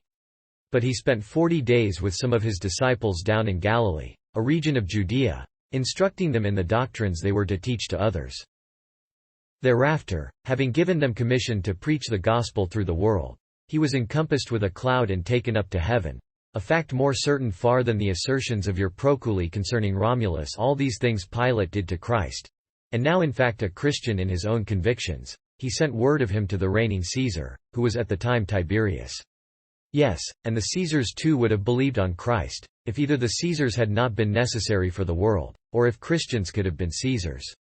His disciples also, spreading over the world, did as their divine master bade them, and after suffering greatly themselves from the persecutions of the Jews, and with no unwilling heart, as having faith undoubting in the truth, at last by Nero's cruel sword sowed the seed of Christian blood at Rome. Yes, and we shall prove that even your own gods are effective witnesses for Christ. It is a great matter if, to give you faith in Christians, I can bring forward the authority of the very beings on account of whom you refuse them credit. Thus far we have carried out the plan we laid down. We have set forth this origin of our sect and name, with this account of the founder of Christianity. Let no one henceforth charge us with infamous wickedness. Let no one think that it is otherwise than we have represented, for none may give a false account of his religion.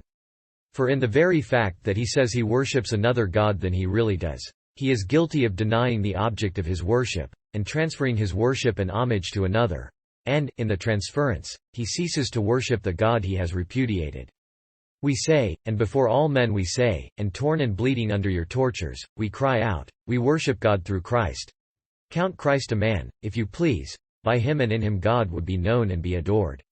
If the Jews object, we answer that Moses, who was but a man, taught them their religion, Against the Greeks we urged that Orpheus at Pieria, Musaeus at Athens, Melampus at Argos, Trophonius in Boeotia, imposed religious rites. Turning to yourselves, who exercise sway over the nations, it was the man Numa Pompilius who laid on the Romans a heavy load of costly superstitions. Surely Christ, then, had a right to reveal deity, which was in fact his own essential possession, not with the object of bringing boors and savages by the dread of multitudinous gods, whose favor must be won into some civilization, as was the case with Numa, but as one who aimed to enlighten men already civilized, and under illusions from their very culture, that they might come to the knowledge of the truth. Search, then, and see if that divinity of Christ be true. If it be of such a nature that the acceptance of it transforms a man, and makes him truly good, there is implied in that the duty of renouncing what is opposed to it as false, especially and on every ground that which, hiding itself under the names and images of dead, the labors to convince men of its divinity by certain signs and miracles and oracles. And we affirm indeed the existence of certain spiritual essences, nor is their name unfamiliar. The philosophers acknowledge there are demons, Socrates himself waiting on a demon's will. Why not? Since it is said an evil spirit attached itself specially to him even from his childhood, turning his mind no doubt from what was good. The poets are all acquainted with demons too. Even the ignorant common people make frequent use of them in cursing. In fact, they call upon Satan, the demon chief, in their execrations, as though from some instinctive soul knowledge of him. Plato also admits the existence of angels. The dealers in magic, no less, come forward as witnesses to the existence of both kinds of spirits. We are instructed, moreover, by our sacred books how from certain angels, who fell of their own free will, there sprang a more wicked demon brood, condemned of God along with the authors of their race, and that chief we have referred to. It will for the present be enough, however, that some account is given of their work. Their great business is the ruin of mankind. So, from the very first, spiritual wickedness sought our destruction. They inflict, accordingly, upon our bodies diseases and other grievous calamities, while by violent assaults they hurry the soul into sudden and extraordinary excesses. Their marvelous subtleness and tenuity give them access to both parts of our nature. As spiritual, they can do no harm, for, invisible and intangible, we are not cognizant of their action save by its effects, as when some inexplicable, unseen poison in the breeze blights the apples and the grain while in the flower, or kills them in the bud, or destroys them when they have reached maturity, as though by the tainted atmosphere in some unknown way spreading abroad its pestilential exhalations. So, too, by an influence equally obscure, demons and angels breathe into the soul, and rouse up its corruptions with furious passions and vile excesses, or with cruel lusts accompanied by various errors, of which the worst is that by which these deities are commended to the favor of deceived and deluded human beings, that they may get their proper food of flesh fumes and blood when that is offered up to idol images. What is daintier food to the spirit of evil, than turning men's minds away from the true God by the illusions of a false divination? And here I explain how these illusions are managed. Every spirit is possessed of wings. This is a common property of both angels and demons. So they are everywhere in a single moment. The whole world is as one place to them. All that is done over the whole extent of it, it is as easy for them to know as to report. Their swiftness of motion is taken for divinity, because their nature is unknown. Thus they would have themselves thought sometimes the authors of the things which they announce, and sometimes, no doubt, the bad things are their doing, never the good. The purposes of God, too, they took up of old from the lips of the prophets, even as they spoke them, and they gather them still from their works, when they hear them read aloud. Thus getting, too, from this source some intimations of the future, they set themselves up as rivals of the true God, while they steal his divinations.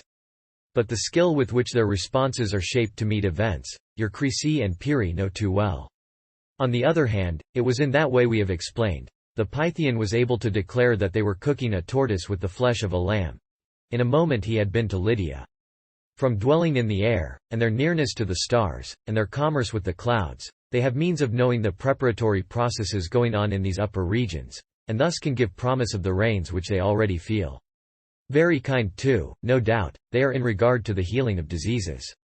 For, first of all, they make you ill.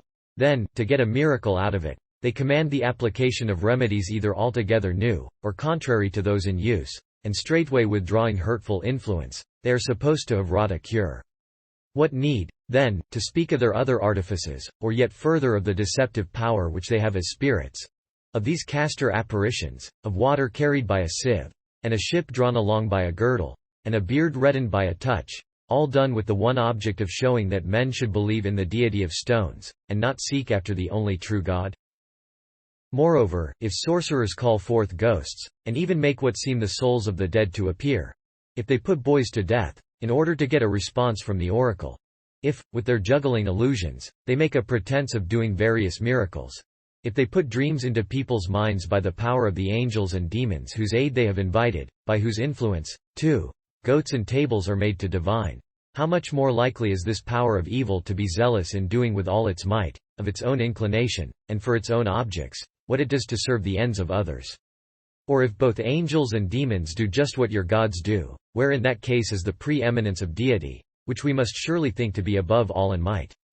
Will it not then be more reasonable to hold that these spirits make themselves gods, giving as they do the very proofs which raise your gods to godhead, than that the gods are the equals of angels and demons? You make a distinction of places, I suppose, regarding as gods in their temple those whose divinity you do not recognize elsewhere, counting the madness which leads one man to leap from the sacred houses, to be something different from that which leads another to leap from an adjoining house, looking on one who cuts his arms and secret parts as under a different furor from another who cuts his throat. The result of the frenzy is the same, and the manner of instigation is one. But thus far we have been dealing only in words. We now proceed to a proof of facts, in which we shall show that under different names you have real identity. Let a person be brought before your tribunals, who is plainly under demoniacal possession.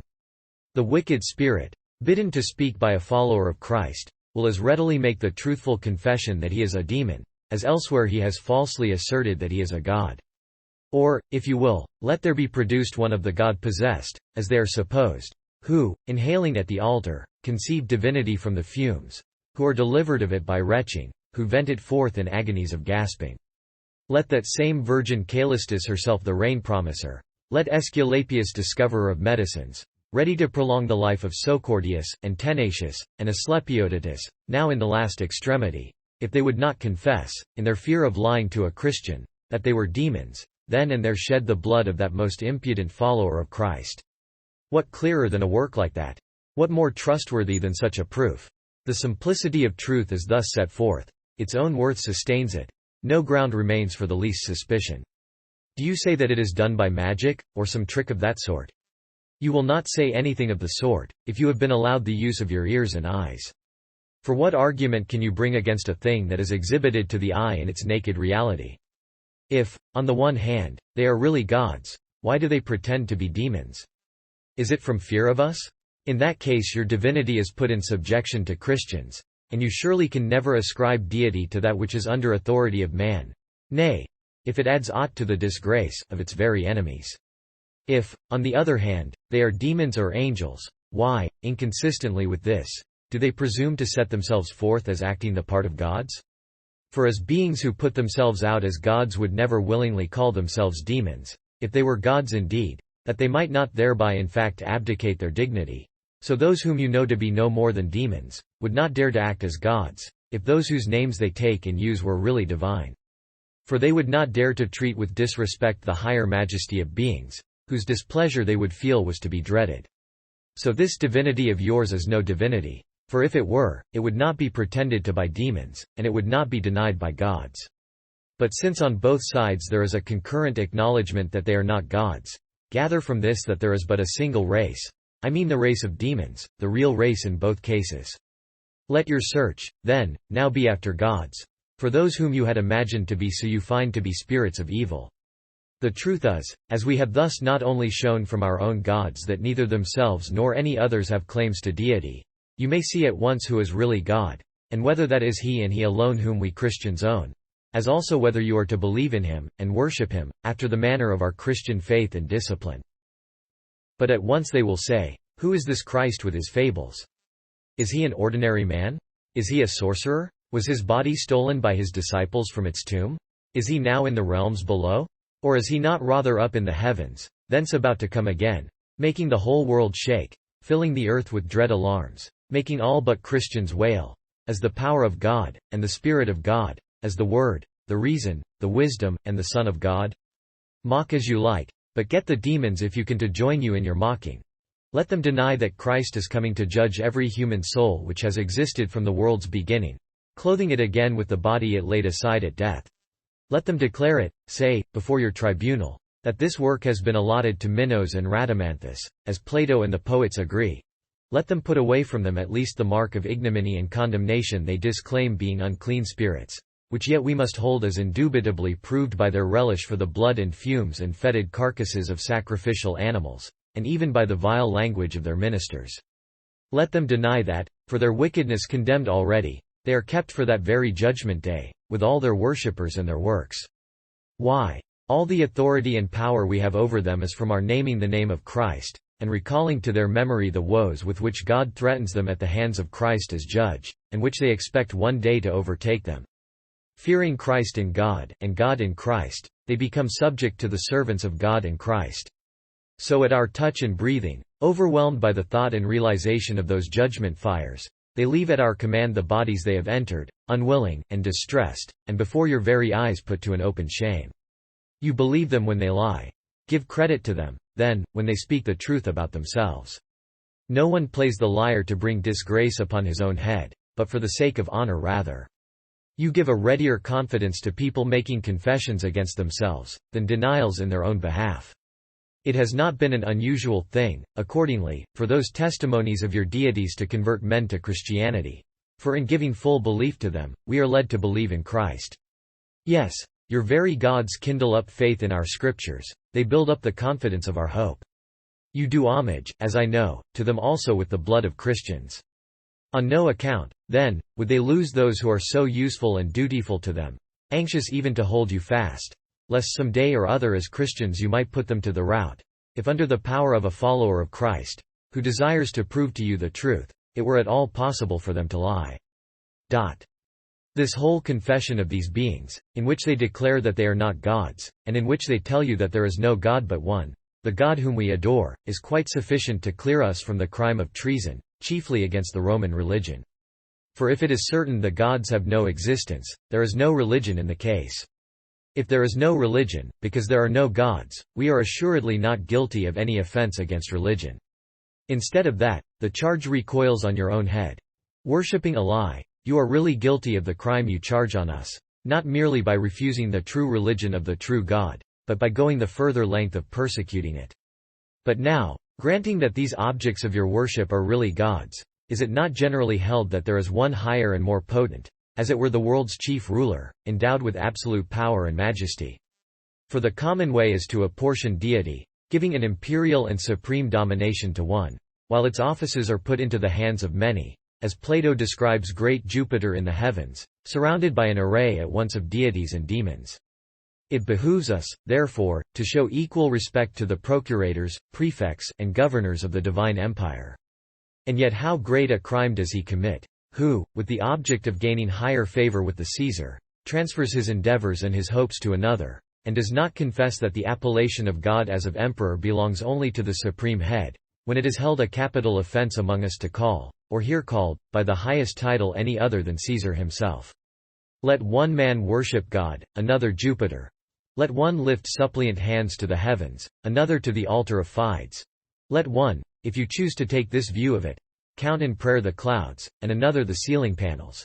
Let one consecrate his own life to his God, and another that of a goat. For see that you do not give a further ground for the charge of irreligion, by taking away religious liberty, and forbidding free choice of deity, so that I may no longer worship according to my inclination, but am compelled to worship against it. Not even a human being would care to have unwilling homage rendered him. And so the very Egyptians have been permitted the legal use of their ridiculous superstition, liberty to make gods of birds and beasts, nay, to condemn to death anyone who kills a god of their sort. Every province even, and every city, has its god. Syria has Astarte, Arabia has Dusares, the Norici have Belinus, Africa has its Calistus, Mauritania has its own princes.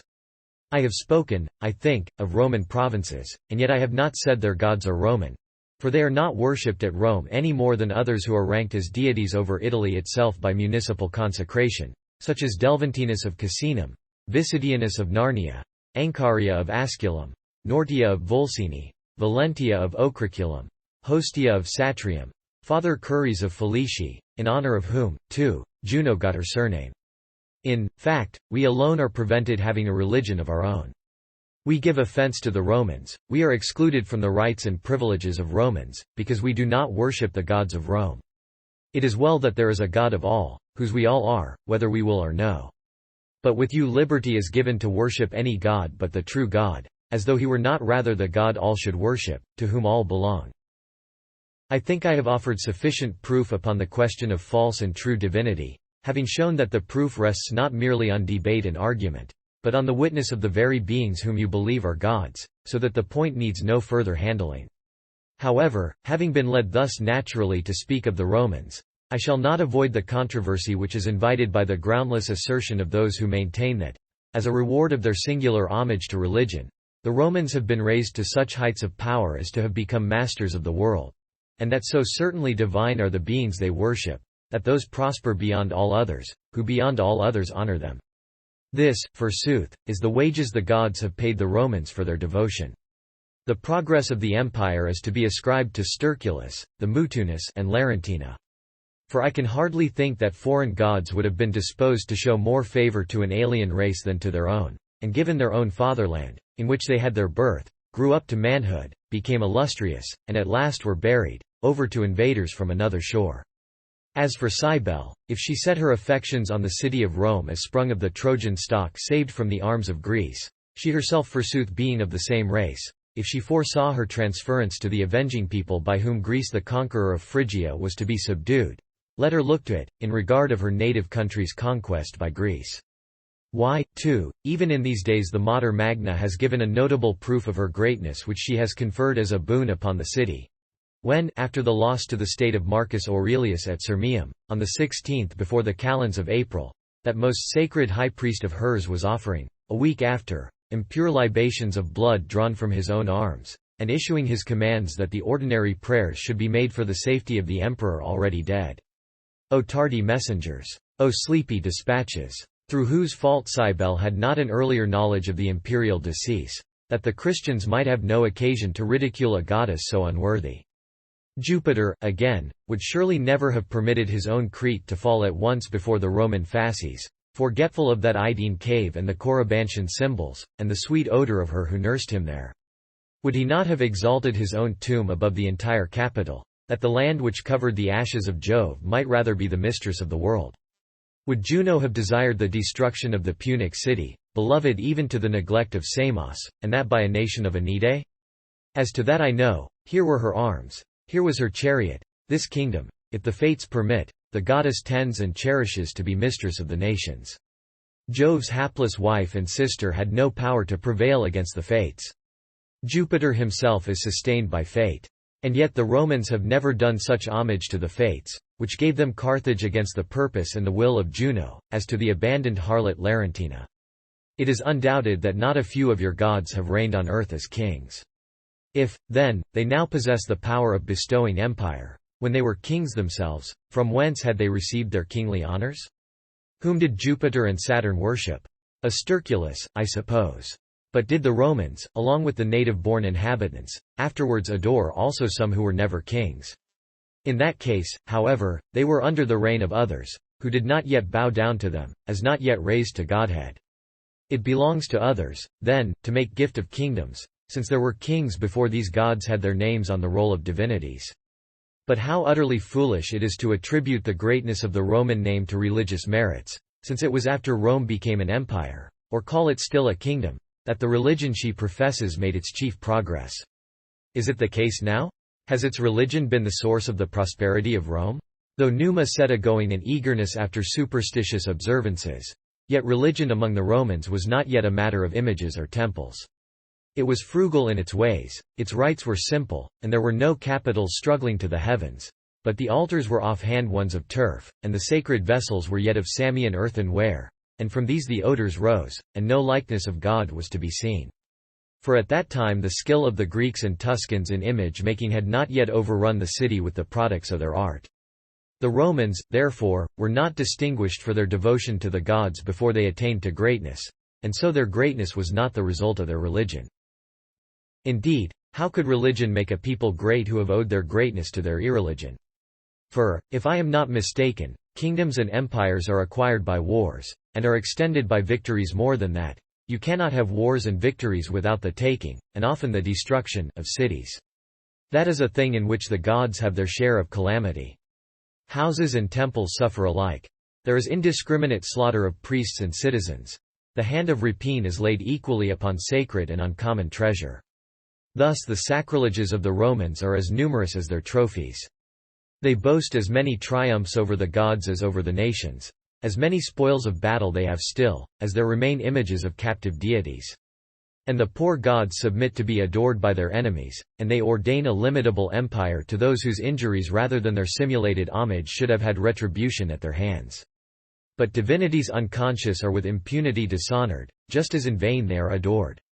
You certainly never can believe that devotion to religion has evidently advanced to greatness a people who, as we have put it, have either grown by injuring religion, or have injured religion by their growth. Those, too, whose kingdoms have become part of the one great whole of the Roman Empire, were not without religion when their kingdoms were taken from them. Examine then, and see if he be not the dispenser of kingdoms, who is Lord at once of the world which is ruled, and of man himself who rules. If he have not ordained the changes of dynasties, with their appointed seasons, who was before all time, and made the world a body of times. If the rise and the fall of states are not the work of him, under whose sovereignty the human race once existed without states at all. How do you allow yourselves to fall into such error? Why, the Rome of rural simplicity is older than some of her gods. She reigned before her proud, vast capital was built. The Babylonians exercised dominion, too, before the days of the pontiffs, and the Medes before the Quindecemvirs, and the Egyptians before the Salii, and the Assyrians before the Luperci, and the Amazons before the Vestal Virgins. And to add another point, if the religions of Rome give empire, ancient Judea would never have been a kingdom, despising as it did one and all these idol deities. Judea, whose God you Romans once honored with victims, and its temple with gifts, and its people with treaties, and which would never have been beneath your scepter but for that last and crowning offense against God, in rejecting and crucifying Christ. Enough has been said in these remarks to confute the charge of treason against your religion. For we cannot be held to do harm to that which has no existence. When we are called therefore to sacrifice, we resolutely refuse, relying on the knowledge we possess, by which we are well assured of the real objects to whom these services are offered, under profaning of images and the deification of human names. Some, indeed, think it a piece of insanity that, when it is in our power to offer sacrifice at once, and go away unharmed, holding as ever our convictions, we prefer an obstinate persistence in our confession to our safety. You advise us, forsooth, to take unjust advantage of you. But we know whence such suggestions come, who is at the bottom of it all, and how every effort is made, now by cunning suasion, and now by merciless persecution, to overthrow our constancy. No other than that spirit, half devil and half angel, who, hating us because of his own separation from God, and stirred with envy for the favor God has shown us, turns your minds against us by an occult influence, molding and instigating them to all that perversity in judgment, and that unrighteous cruelty, which we have mentioned at the beginning of our work, when entering on this discussion. For, though the whole power of demons and kindred spirits is subject to us, yet still, as ill-disposed slaves sometimes conjoin contumacy with fear, and delight to injure those of whom they at the same time stand in awe, so is it here. For fear also inspires hatred. Besides, in their desperate condition, as already under condemnation, it gives them some comfort, while punishment delays, to have the usufruct of their malignant dispositions. And yet, when hands are laid on them, they are subdued at once, and submit to their lot. And those whom at a distance they oppose, in close quarters they supplicate for mercy. So when, like insurrectionary workhouses, or prisons, or mines, or any such penal slaveries, they break forth against us their masters, they know all the while that they are not a match for us, and just on that account, indeed, rush the more recklessly to destruction. We resist them, unwillingly, as though they were equals, and contend against them by persevering in that which they assail, and our triumph over them is never more complete than when we are condemned for resolute adherence to our faith. But as it was easily seen to be unjust to compel freemen against their will to offer sacrifice, for even in other acts of religious service a willing mind is required, it should be counted quite absurd for one man to compel another to do honor to the gods, when he ought ever voluntarily, and in the sense of his own need, to seek their favor, lest in the liberty which is his right he should be ready to say, I want none of Jupiter's favors. Pray, who art thou? Let Janus meet me with angry looks, with whichever of his faces he likes. What have you to do with me? You have been led, no doubt, by these same evil spirits to compel us to offer sacrifice for the well-being of the emperor. And you are under a necessity of using force, just as we are under an obligation to face the dangers of it. This brings us, then, to the second ground of accusation, that we are guilty of treason against a majesty more august. For you do homage with a greater dread and an intenser reverence to Caesar, than Olympian Jove himself. And if you knew it, upon sufficient grounds. For is not any living man better than a dead one, whoever he be? But this is not done by you on any other ground than regard to a power whose presence you vividly realize. So that also in this you are convicted of impiety to your gods, inasmuch as you show a greater reverence to a human sovereignty than you do to them. Then, too, among you, people far more readily swear a false oath in the name of all the gods, than in the name of the single genius of Caesar. Let it be made clear, then, first of all, if those to whom sacrifice is offered are really able to protect either emperor or anybody else, and so adjudge us guilty of treason, if angels and demons, spirits of most wicked nature, do any good, if the lost save, if the condemned give liberty, if the dead, I refer to what you know well enough, defend the living. For surely the first thing they would look to would be the protection of their statues, and images, and temples, which rather owe their safety, I think, to the watch kept by Caesar's guards. Nay, I think the very materials of which these are made come from Caesar's mines, and there is not a temple but depends on Caesar's will. Yes, and many gods have felt the displeasure of the Caesar. It makes for my argument if they are also partakers of his favor, when he bestows on them some gift or privilege. How shall they who are thus in Caesar's power, who belong entirely to him, have Caesar's protection in their hands, so that you can imagine them able to give to Caesar what they more readily get from him?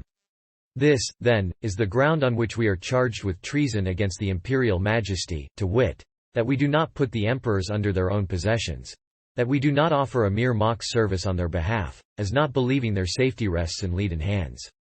But you are impious in a high degree who look for it where it is not, who seek it from those who have it not to give, passing by him who has it entirely in his power. Besides this, you persecute those who know where to seek for it, and who, knowing where to seek for it, are able as well to secure it. For we offer prayer for the safety of our princes to the eternal, the true, the living God, whose favor, beyond all others, they must themselves desire. They know from whom they have obtained their power. They know, as they are men, from whom they have received life itself. They are convinced that he is God alone, on whose power alone they are entirely dependent, to whom they are second, after whom they occupy the highest places, before and above all the gods. Why not, since they are above all living men, and the living, as living, are superior to the dead? They reflect upon the extent of their power, and so they come to understand the highest. They acknowledge that they have all their might from him against whom their might is not. Let the emperor make war on heaven.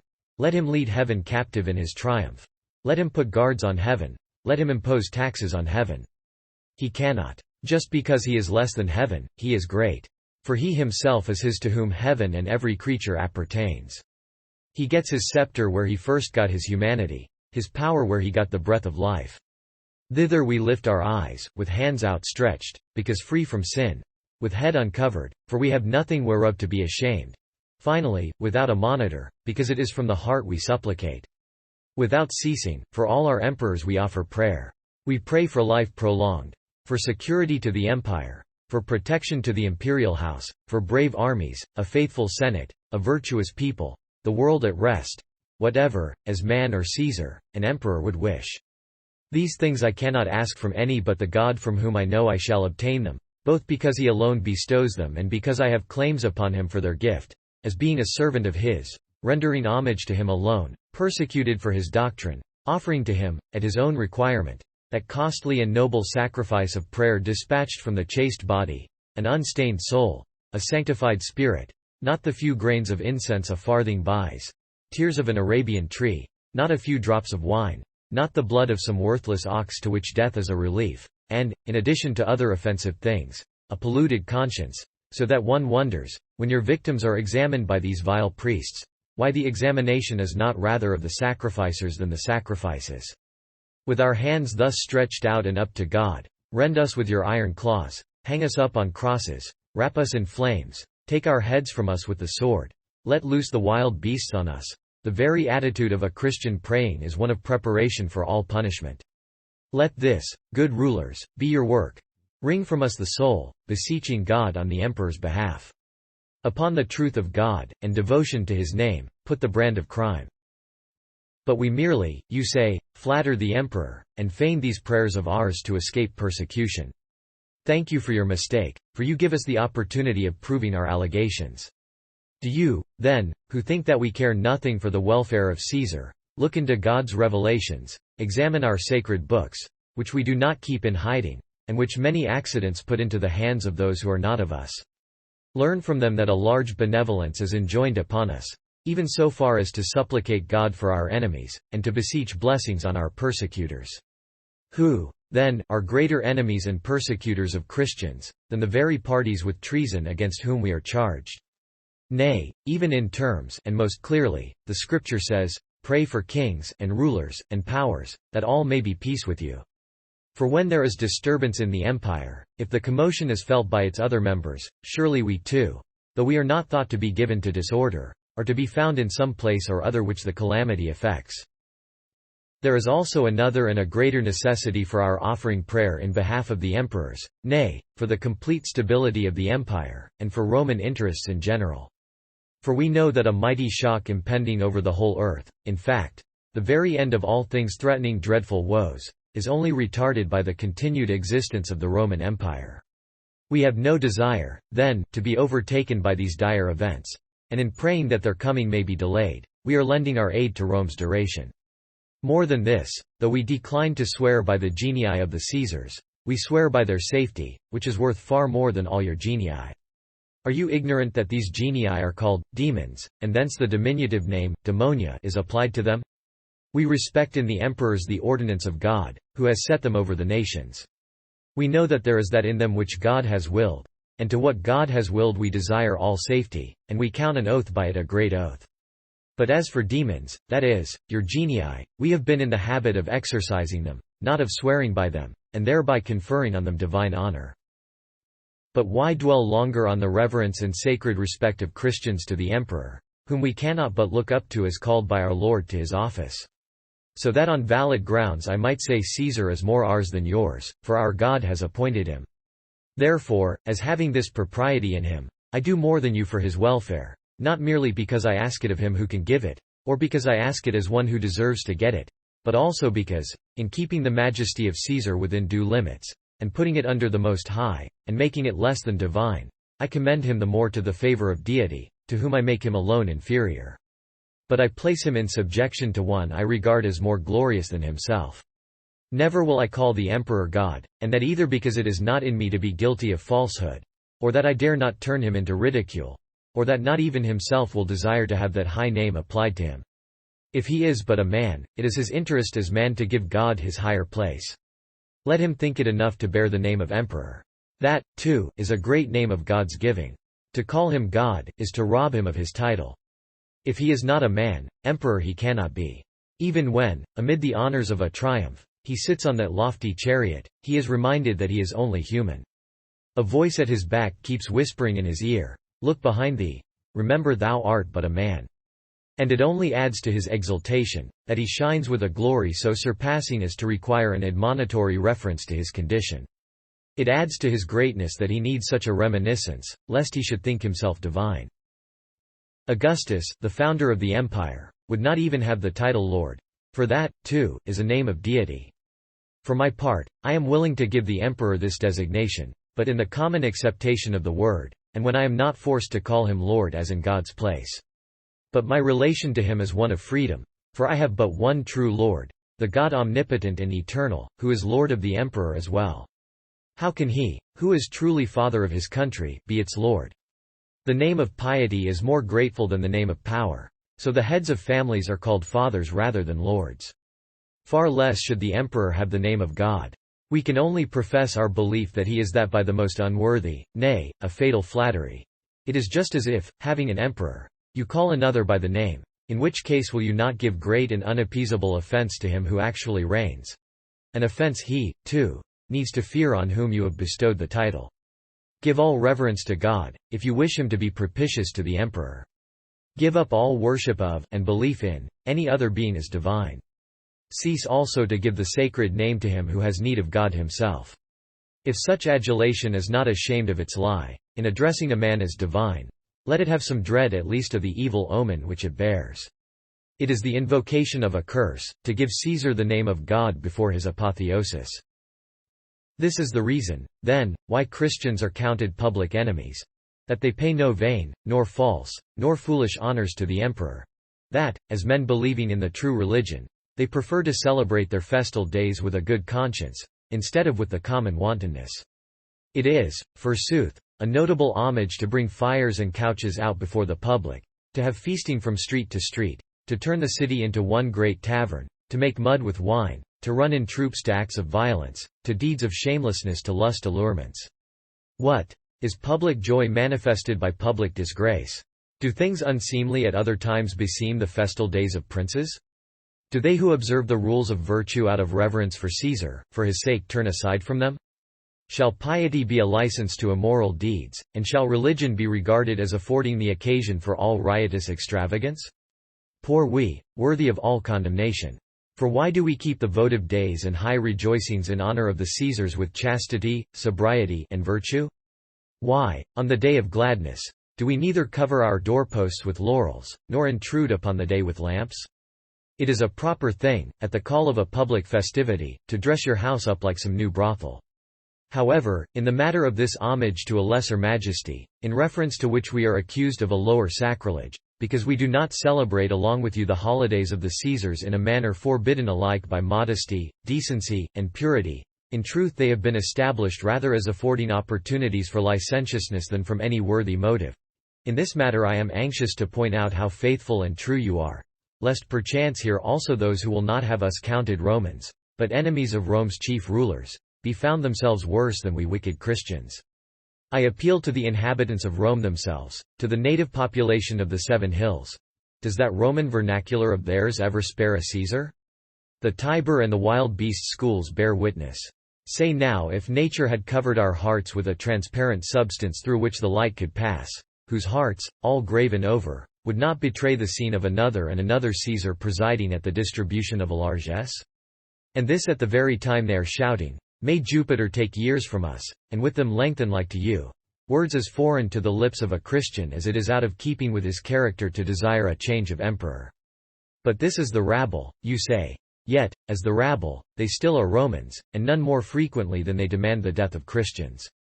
Of course, then, the other classes, as befits their higher rank, are religiously faithful. No breath of treason is there ever in the Senate, in the equestrian order, in the camp, in the palace. Whence, then, came a Cassius, a Niger, and Albinus? Whence they who beset the Caesar between the two laurel groves? Whence they who practiced wrestling, that they might acquire skill to strangle him? Whence they who in full armor broke into the palace, more audacious than all your Tigeri and Partheni?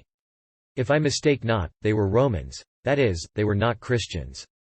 Yet all of them, on the very eve of their traitorous outbreak, offered sacrifices for the safety of the emperor, and swore by his genius, one thing in profession, and another in the heart, and no doubt they were in the habit of calling Christians enemies of the state.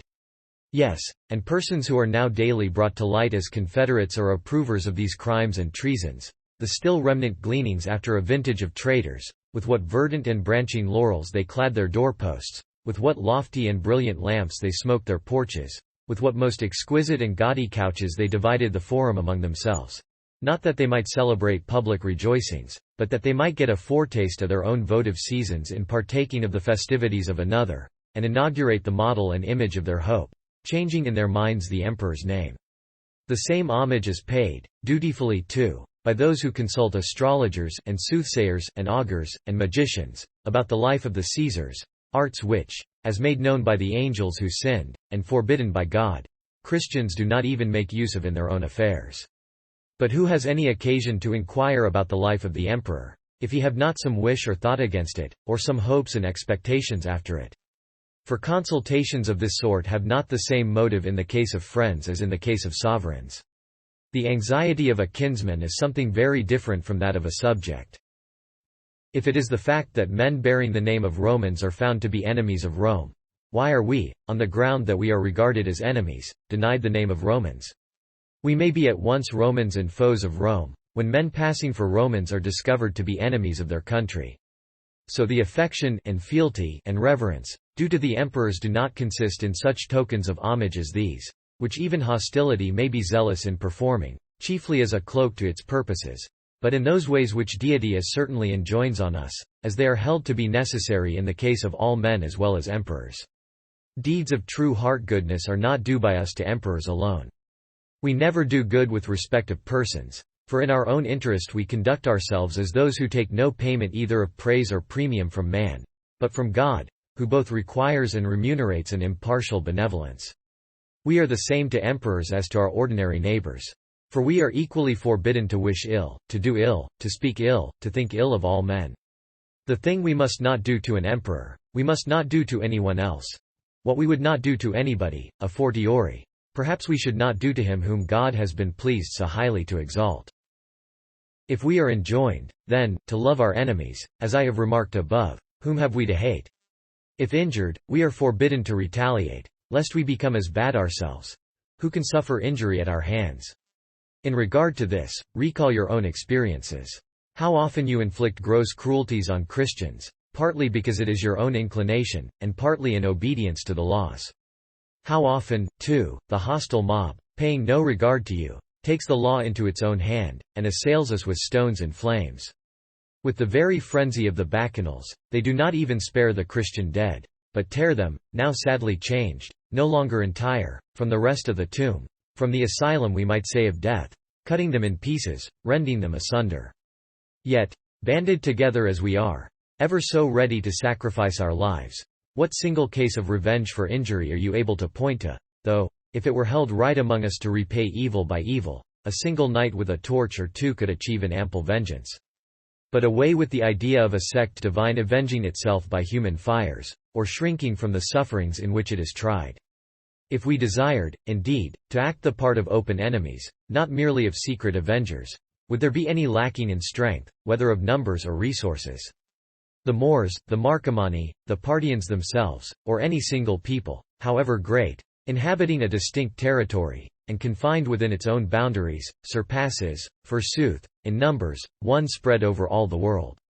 We are but of yesterday, and we have filled every place among you, cities, islands, fortresses, towns, market-places, the very camp, tribes, companies, palace, senate, forum, we have left nothing to you but the temples of your gods. For what wars should we not be fit, not eager, even with unequal forces, we who so willingly yield ourselves to the sword, if in our religion it were not counted better to be slain than to slay? Without arms even, and raising no insurrectionary banner, but simply in enmity to you, we could carry on the contest with you by an ill-willed severance alone. For if such multitudes of men were to break away from you, and betake themselves to some remote corner of the world, why, the very loss of so many citizens, whatever sort they were, would cover the empire with shame. Nay, in the very forsaking, vengeance would be inflicted. Why, you would be horror-struck at the solitude in which you would find yourselves, at such an all-prevailing silence, and that stupor as of a dead world. You would have to seek subjects to govern. You would have more enemies than citizens remaining. For now it is the immense number of Christians which makes your enemies so few, almost all the inhabitants of your various cities being followers of Christ. Yet you choose to call us enemies of the human race, rather than of human error. Nay, who would deliver you from those secret foes, ever busy both destroying your souls and ruining your health? Who would save you, I mean, from the attacks of those spirits of evil, which without reward or hire we exorcise? This alone would be revenge enough for us, that you were henceforth left free to the possession of unclean spirits. But instead of taking into account what is due to us for the important protection we afford you, and though we are not merely no trouble to you, but in fact necessary to your well-being, you prefer to hold us enemies, as indeed we are, yet not of man, but rather of his error. Ought not Christians, therefore, to receive not merely a somewhat milder treatment, but to have a place among the law-tolerated societies, seeing they are not chargeable with any such crimes as are commonly dreaded from societies of the illicit class? For, unless I mistake the matter, the prevention of such associations is based on a prudential regard to public order, that the state may not be divided into parties, which would naturally lead to disturbance in the electoral assemblies, the councils, the curiae, the special conventions, even in the public shows by the hostile collisions of rival parties. Especially when now, in pursuit of gain, men have begun to consider their violence an article to be bought and sold. But as those in whom all ardor in the pursuit of glory and honor is dead, we have no pressing inducement to take part in your public meetings. Nor is there aught more entirely foreign to us than affairs of state. We acknowledge one all-embracing commonwealth, the world. We renounce all your spectacles, as strongly as we renounce the matters originating them, which we know were conceived of superstition, when we give up the very things which are the basis of their representations. Among us nothing is ever said, or seen, or heard, which has anything in common with the madness of the circus, the immodesty of the theatre, the atrocities of the arena, the useless exercises of the wrestling ground. Why do you take offense at us because we differ from you in regard to your pleasures? If we will not partake of your enjoyments, the loss is ours, if there be loss in the case, not yours. We reject what pleases you. You, on the other hand, have no taste for what is our delight. The Epicureans were allowed by you to decide for themselves one true source of pleasure. I mean equanimity. The Christian, on his part, has many such enjoyments. What harm in that? I shall at once go on, then, to exhibit the peculiarities of the Christian society, that, as I have refuted the evil charged against it, I may point out its positive good. We are a body knit together as such by a common religious profession, by unity of discipline, and by the bond of a common hope. We meet together as an assembly and congregation, that, offering up prayer to God as with united force, we may wrestle with him in our supplications. This violence God delights in.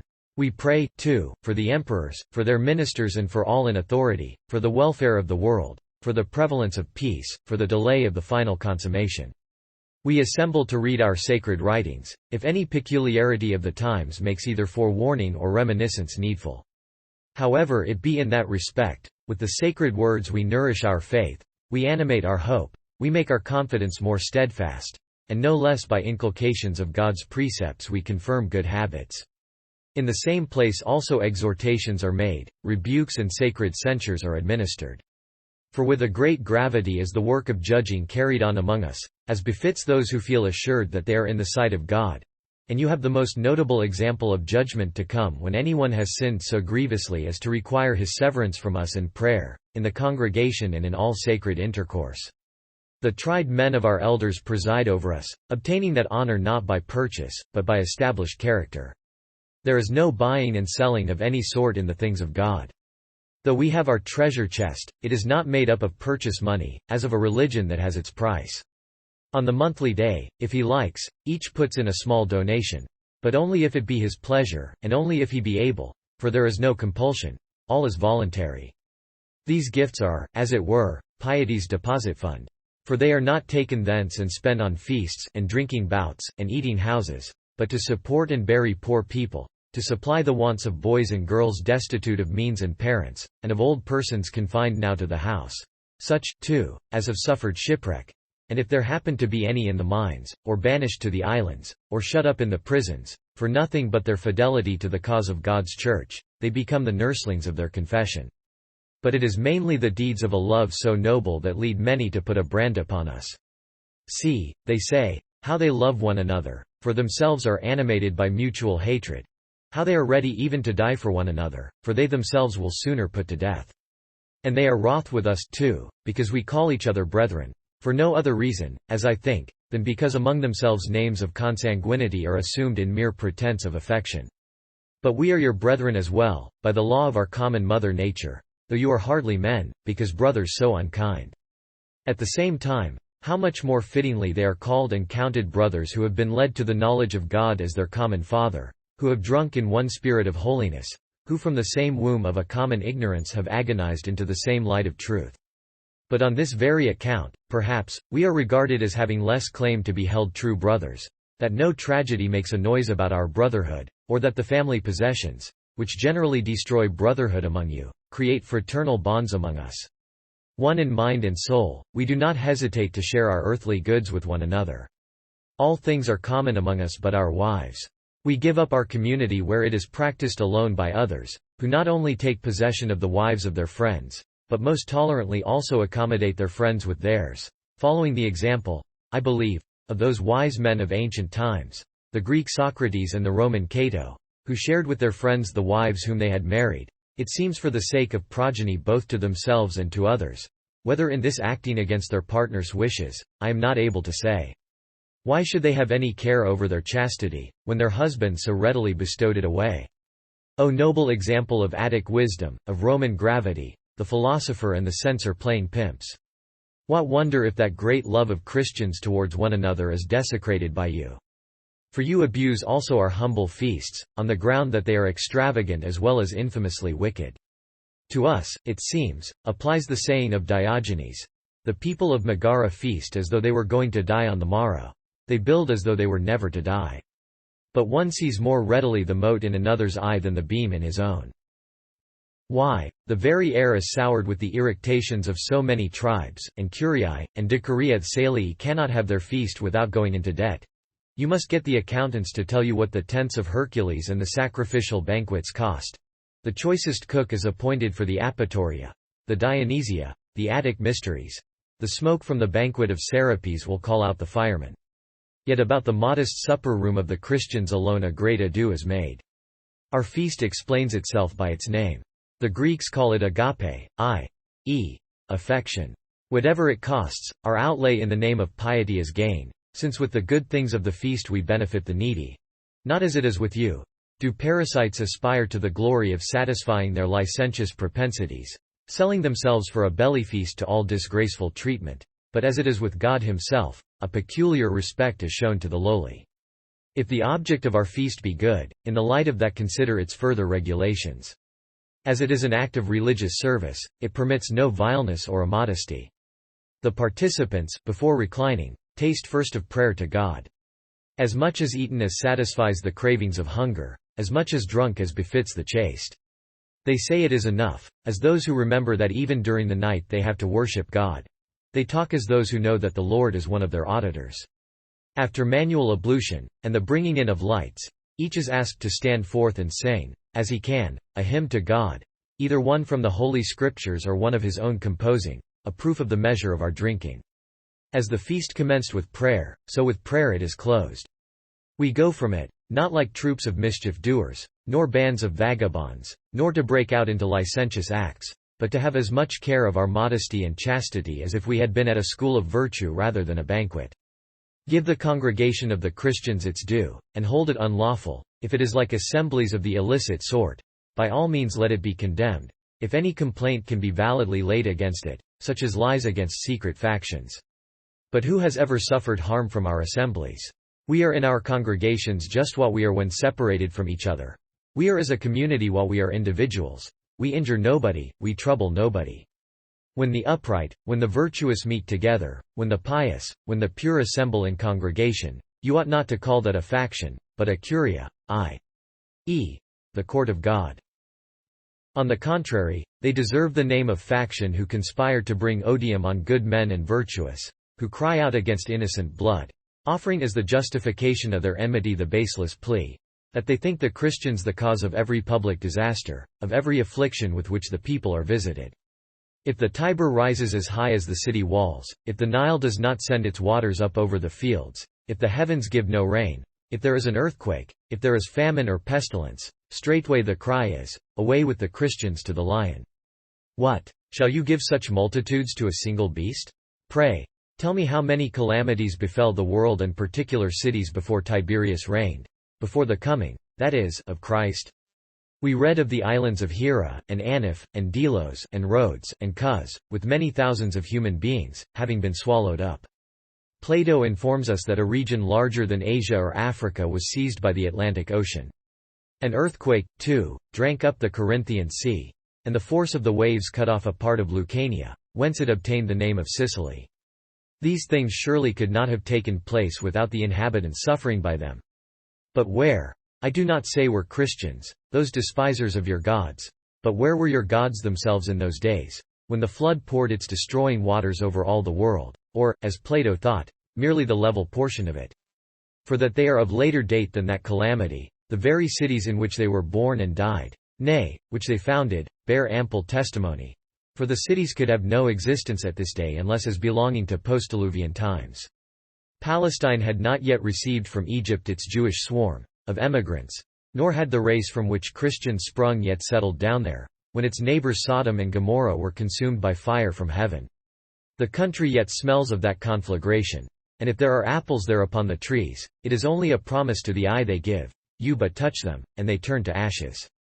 Nor had Tuscia and Campania to complain of Christians in the days when fire from heaven overwhelmed Volgine, and Pompeii was destroyed by fire from its own mountain. No one yet worshipped the true God at Rome, when Hannibal at Cannae counted the Romans slain by the pecks of Roman rings. Your gods were all objects of adoration, universally acknowledged, when the Senones closely besieged the very capital. And it is in keeping with all this, that if adversity has at any time befallen cities, the temples and the walls have equally shared in the disaster, so that it is clear to demonstration the thing was not the doing of the gods, seeing it also overtook themselves. The truth is, the human race has always deserved ill at God's hand. First of all, as undutiful to him, because when it knew him in part, it not only did not seek after him, but even invented other gods of its own to worship, and further, because, as the result of their willing ignorance of the teacher of righteousness, the judge and avenger of sin, all vices and crimes grew and flourished. But had men sought, they would have come to know the glorious object of their seeking. And knowledge would have produced obedience, and obedience would have found a gracious instead of an angry God. They ought then to see that the very same God is angry with them now as in ancient times, before Christians were so much as spoken of. It was his blessings they enjoyed, created before they made any other deities. And why can they not take it in, that their evils come from the being whose goodness they have failed to recognize? They suffer at the hands of him to whom they have been ungrateful. And, for all that is said, if we compare the calamities of former times, they fall on us more lightly now, since God gave Christians to the world. For from that time virtue put some restraint on the world's wickedness, and men began to pray for the averting of God's wrath. In a word, when the summer clouds give no rain, and the season is matter of anxiety, you indeed, full of feasting day by day, and ever eager for the banquet, baths and taverns and brothels always busy, offer up to Jupiter your rain sacrifices. You enjoin on the people barefoot processions. You seek heaven at the capital. You look up to the temple ceilings for the longed-for clouds. God and heaven not in all your thoughts. We, dried up with fastings, and our passions bound tightly up, holding back as long as possible from all the ordinary enjoyments of life, rolling in sackcloth and ashes, assail heaven with our importunities, touch God's heart, and when we have extorted divine compassion, why, Jupiter gets all the honor. You, therefore, are the sources of trouble in human affairs. On you lies the blame of public adversities, since you are ever attracting them, you by whom God is despised and images are worshipped. It should surely seem the more natural thing to believe that it is the neglected one who is angry, and not they to whom all homage is paid. Or most unjustly they act, if, on account of the Christians, they send trouble on their own devotees, whom they are bound to keep clear of the punishments of Christians. But this, you say, hits your God as well, since he permits his worshippers to suffer on account of those who dishonor him. But admit first of all his providential arrangings, and you will not make this retort.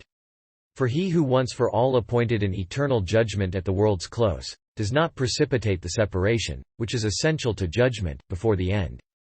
Meanwhile he deals with all sorts of men alike, so that all together share his favors and reproofs.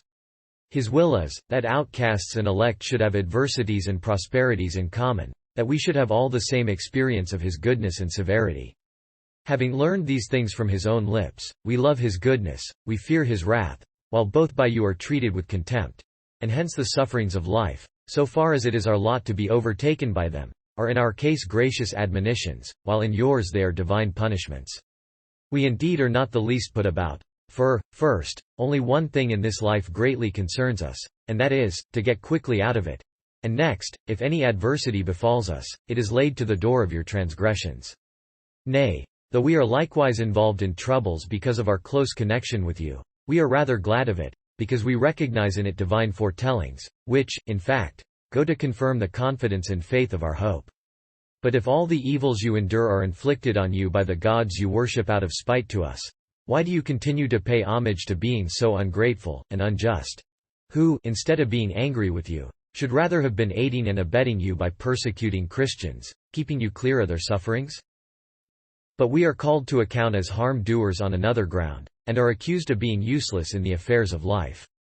How in all the world can that be the case with people who are living among you, eating the same food, wearing the same attire, having the same habits, under the same necessities of existence?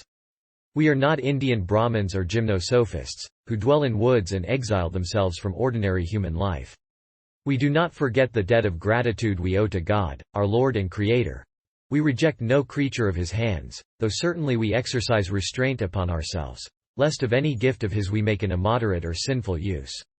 So we sojourn with you in the world, abjuring neither forum, nor shambles, nor bath, nor booth, nor workshop, nor inn, nor weekly market, nor any other places of commerce. We sail with you, and fight with you, and till the ground with you, and in like manner we unite with you in your traffickings. Even in the various arts we make public property of our works for your benefit. How it is we seem useless in your ordinary business, living with you and by you as we do, I am not able to understand. But if I do not frequent your religious ceremonies, I am still on the sacred day a man. I do not at the Saturnalia bathe myself at dawn, that I may not lose both day and night. Yet I bathe at a decent and healthful hour, which preserves me both in heat and blood. I can be rigid and pallid like you after ablution when I am dead. I do not recline in public at the feast of Bacchus, after the manner of the beast-fighters at their final banquet. Yet of your resources I partake, wherever I may chance to eat. I do not buy a crown for my head. What matters it to you how I use them, if nevertheless the flowers are purchased? I think it more agreeable to have them free and loose, waving all about. Even if they are woven into a crown, we smell the crown with our nostrils. Let those look to it who scent the perfume with their hair. We do not go to your spectacles. Yet the articles that are sold there, if I need them, I will obtain more readily at their proper places. We certainly buy no frankincense. If the Arabians complain of this, let the Sabaeans be well assured that their more precious and costly merchandise is expended as largely in the burying of Christians as in the fumigating of the gods.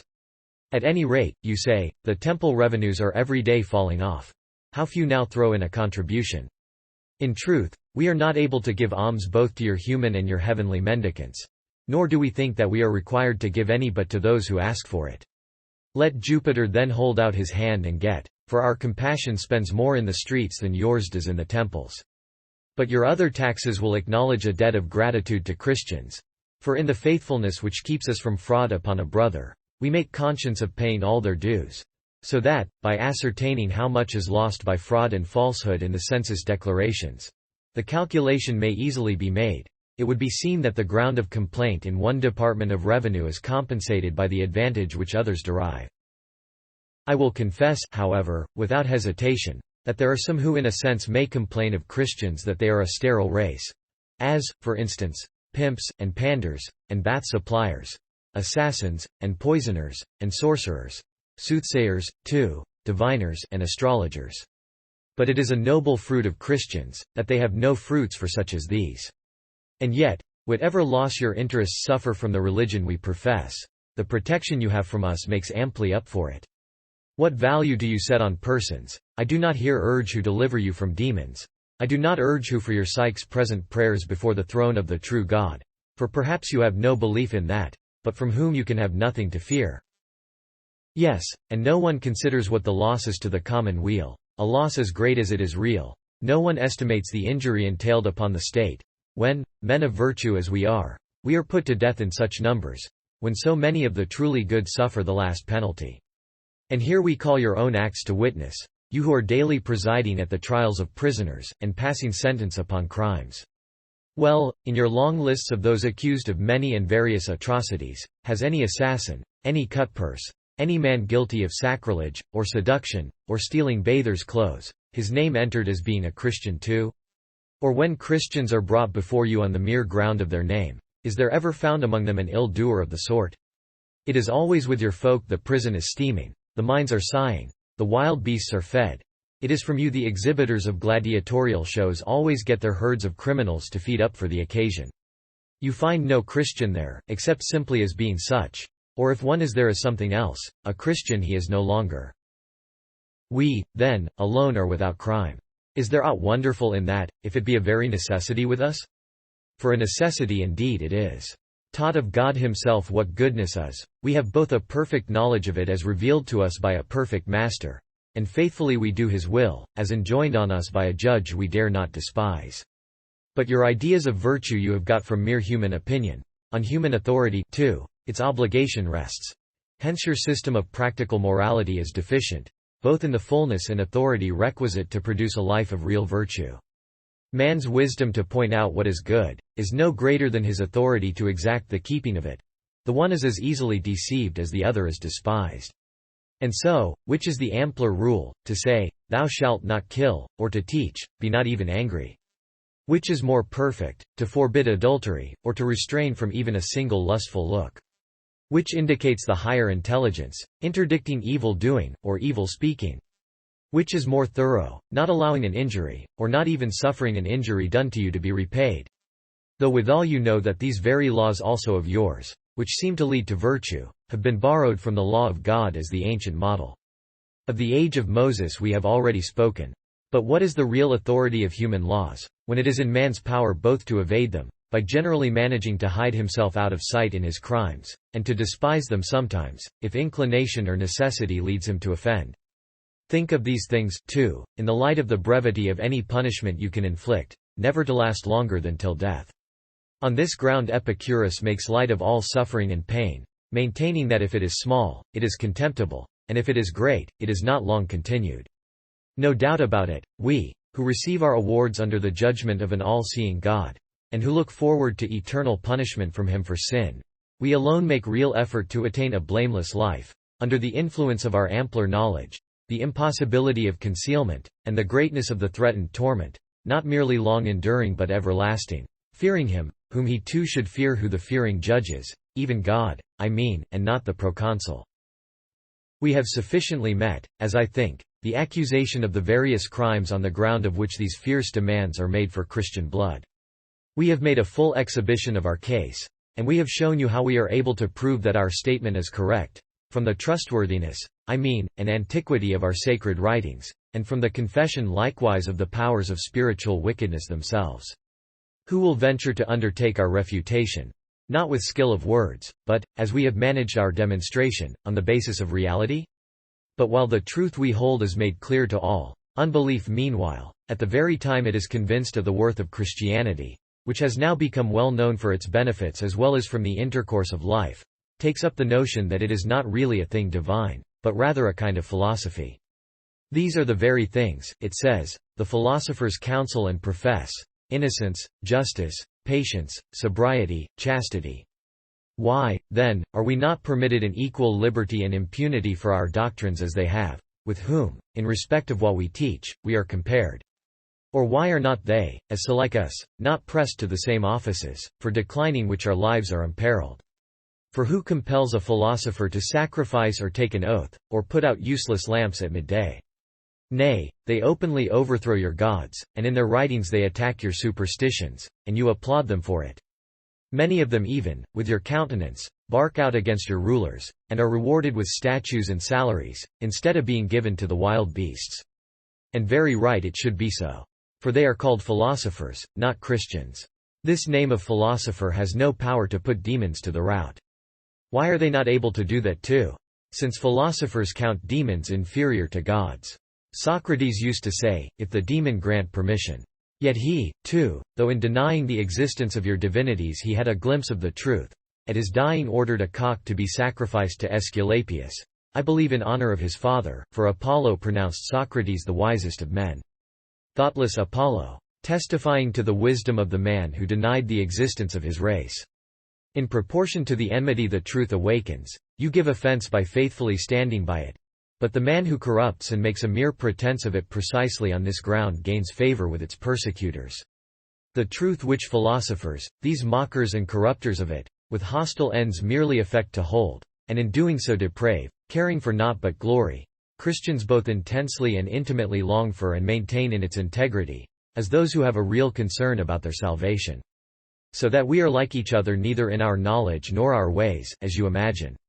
For what certain information did Thales, the first of natural philosophers, give in reply to the inquiry of Croesus regarding deity, the delay for further thought so often proving in vain? There is not a Christian workman but finds out God, and manifests him, and hence assigns to him all those attributes which go to constitute a divine being. Though Plato affirms that it is far from easy to discover the maker of the universe. And when he is found, it is difficult to make him known to all. But if we challenge you to comparison in the virtue of chastity, I turn to a part of the sentence passed by the Athenians against Socrates, who was pronounced a corrupter of youth. The Christian confines himself to the female sex. I have read also how the harlot Phryne kindled in Diogenes the fires of lust, and how a certain Speusippus, of Plato's school, perished in the adulterous act. The Christian husband has nothing to do with any but his own wife. Democritus, in putting out his eyes, because he could not look on women without lusting after them, and was pained if his passion was not satisfied, owns plainly, by the punishment he inflicts, his incontinence. But a Christian with grace-healed eyes is sightless in this matter. He is mentally blind against the assaults of passion. If I maintain our superior modesty of behavior, there at once occurs to me Diogenes with filth-covered feet trampling on the proud couches of Plato, under the influence of another pride. The Christian does not even play the proud man to the pauper. If sobriety of spirit be the virtue in debate, why, there are Pythagoras at Thurii, and Zeno at Priene, ambitious of the supreme power. The Christian does not aspire to the aedileship. If equanimity be the contention, you have Lycurgus choosing death by self-starvation, because the Lacans had made some emendation of his laws. The Christian, even when he is condemned, gives thanks. If the comparison be made in regard to trustworthiness, Anaxagoras denied the deposit of his enemies. The Christian is noted for his fidelity even among those who are not of his religion. If the matter of sincerity is to be brought to trial, Aristotle basely thrust his friend Hermias from his place. The Christian does no harm even to his foe. With equal baseness does Aristotle play the sycophant to Alexander, instead of exercising to keep him in the right way. And Plato allows himself to be bought by Dionysus for his belly's sake. Aristippus in the purple, with all his great show of gravity, gives way to extravagance, and Hippias is put to death laying plots against the state. No Christian ever attempted such a thing in behalf of his brethren, even when persecution was scattering them abroad with every atrocity. But it will be said that some of us, too, depart from the rules of our discipline. In that case, however, we count them no longer Christians. But the philosophers who do such things retain still the name and the honor of wisdom. So, then, where is there any likeness between the Christian and the philosopher? Between the disciple of Greece and of heaven? Between the man whose object is fame, and whose object is life? Between the talker and the doer? Between the man who builds up and the man who pulls down? Between the friend and the foe of error? Between one who corrupts the truth, and one who restores and teaches it? Between its chief and its custodier? Unless I am utterly mistaken, there is nothing so old as the truth, and the already proved antiquity of the divine writings is so far of use to me, that it leads men more easily to take it in that they are the treasure source whence all later wisdom has been taken. And were it not necessary to keep my work to a moderate size, I might launch forth also into the proof of this. What poet or sophist has not drunk at the fountain of the prophets? Thence, accordingly, the philosophers watered their arid minds, so that it is the things they have from us which bring us into comparison with them. For this reason, I imagine, philosophy was banished by certain states. I mean by the Thebans, by the Spartans also, and the Argives. Its disciples sought to imitate our doctrines, and ambitious, as I have said, of glory and eloquence alone, if they fell upon anything in the collection of sacred scriptures which displeased them, in their own peculiar style of research, they perverted it to serve their purpose. For they had no adequate faith in their divinity to keep them from changing them, nor had they any sufficient understanding of them, either, as being still at the time under veil, even obscure to the Jews themselves, whose peculiar possession they seemed to be. For so, too, if the truth was distinguished by its simplicity, the more on that account the fastidiousness of man, too proud to believe, set to altering it, so that even what they found certain they made uncertain by their admixtures. Finding a simple revelation of God, they proceeded to dispute about him, not as he had revealed to them, but turned aside to debate about his properties, his nature, his abode. Some assert him to be incorporeal. Others maintain he has a body, the Platonists teaching the one doctrine, and the Stoics the other. Some think that he is composed of atoms, others of numbers. Such are the different views of Epicurus and Pythagoras. One thinks he is made of fire, so it appeared to Heraclitus. The Platonists, again, hold that he administers the affairs of the world. The Epicureans, on the contrary, that he is idle and inactive, and, so to speak, a nobody in human things. Then the Stoics represent him as placed outside the world, and whirling round this huge mass from without like a potter, while the Platonists place him within the world, as a pilot is in the ship he steers. So, in like manner, they differ in their views about the world itself, whether it is created or uncreated, whether it is destined to pass away or to remain forever. So again it is debated concerning the nature of the soul, which some contend is divine and eternal, while others hold that it is dissoluble. According to each one's fancy, he has introduced either something new, or refashioned the old. Nor need we wonder if the speculations of philosophers have perverted the older scriptures. Some of their brood, with their opinions, have even adulterated our new given Christian revelation, and corrupted it into a system of philosophic doctrines, and from the one path have struck off many and inexplicable byroads. And I have alluded to this, lest any one becoming acquainted with the variety of parties among us, this might seem to him to put us on a level with the philosophers, and he might condemn the truth from the different ways in which it is defended. But we at once put in a plea and bar against these tainters of our purity, asserting that this is the rule of truth which comes down from Christ by transmission through his companions, to whom we shall prove that those devisers of different doctrines are all posterior. Everything opposed to the truth has been got up from the truth itself, the spirits of error carrying on this system of opposition. By them all corruptions of wholesome discipline have been secretly instigated. By them, too, certain fables have been introduced, that, by their resemblance to the truth, they might impair its credibility, or vindicate their own higher claims to faith, so that people might think Christians unworthy of credit because the poets or philosophers are so, or might regard the poets and philosophers as worthier of confidence from their not being followers of Christ. Accordingly, we get ourselves laughed at for proclaiming that God will one day judge the world. For, like us, the poets and philosophers set up a judgment seat in the realms below. And if we threaten Gehenna, which is a reservoir of secret fire under the earth for purposes of punishment, we have in the same way derision heaped on us. For so, too, they have their pyrophlegathon, a river of flame in the regions of the dead. And if we speak of paradise, the place of heavenly bliss appointed to receive the spirits of the saints, severed from the knowledge of this world by that fiery zone as by a sort of enclosure, the Elysian plains have taken possession of their faith. Whence is it, I pray you, have all this, so like us, in the poets and philosophers? The reason simply is, that they have been taken from our religion, but if they are taken from our sacred things, as being of earlier date, then ours are the truer, and have higher claims upon belief, since even their imitations find faith among you. If they maintain their sacred mysteries to have sprung from their own minds, in that case ours will be reflections of what are later than themselves, which by the nature of things is impossible. For never does the shadow precede the body which casts it, or the image the reality. Come now, if some philosopher affirms, as Liberius holds, following an opinion of Pythagoras, that a man may have his origin from a mule, a serpent from a woman, and with skill of speech twists every argument to prove his view, will he not gain acceptance for and work in some the conviction that, on account of this, they should even abstain from eating animal food? May anyone have the persuasion that he should so abstain, lest by chance in his beef he eats of some ancestor of his? But if a Christian promises the return of a man from a man, and the very actual Gaius from Gaius, the cry of the people will be to have him stoned.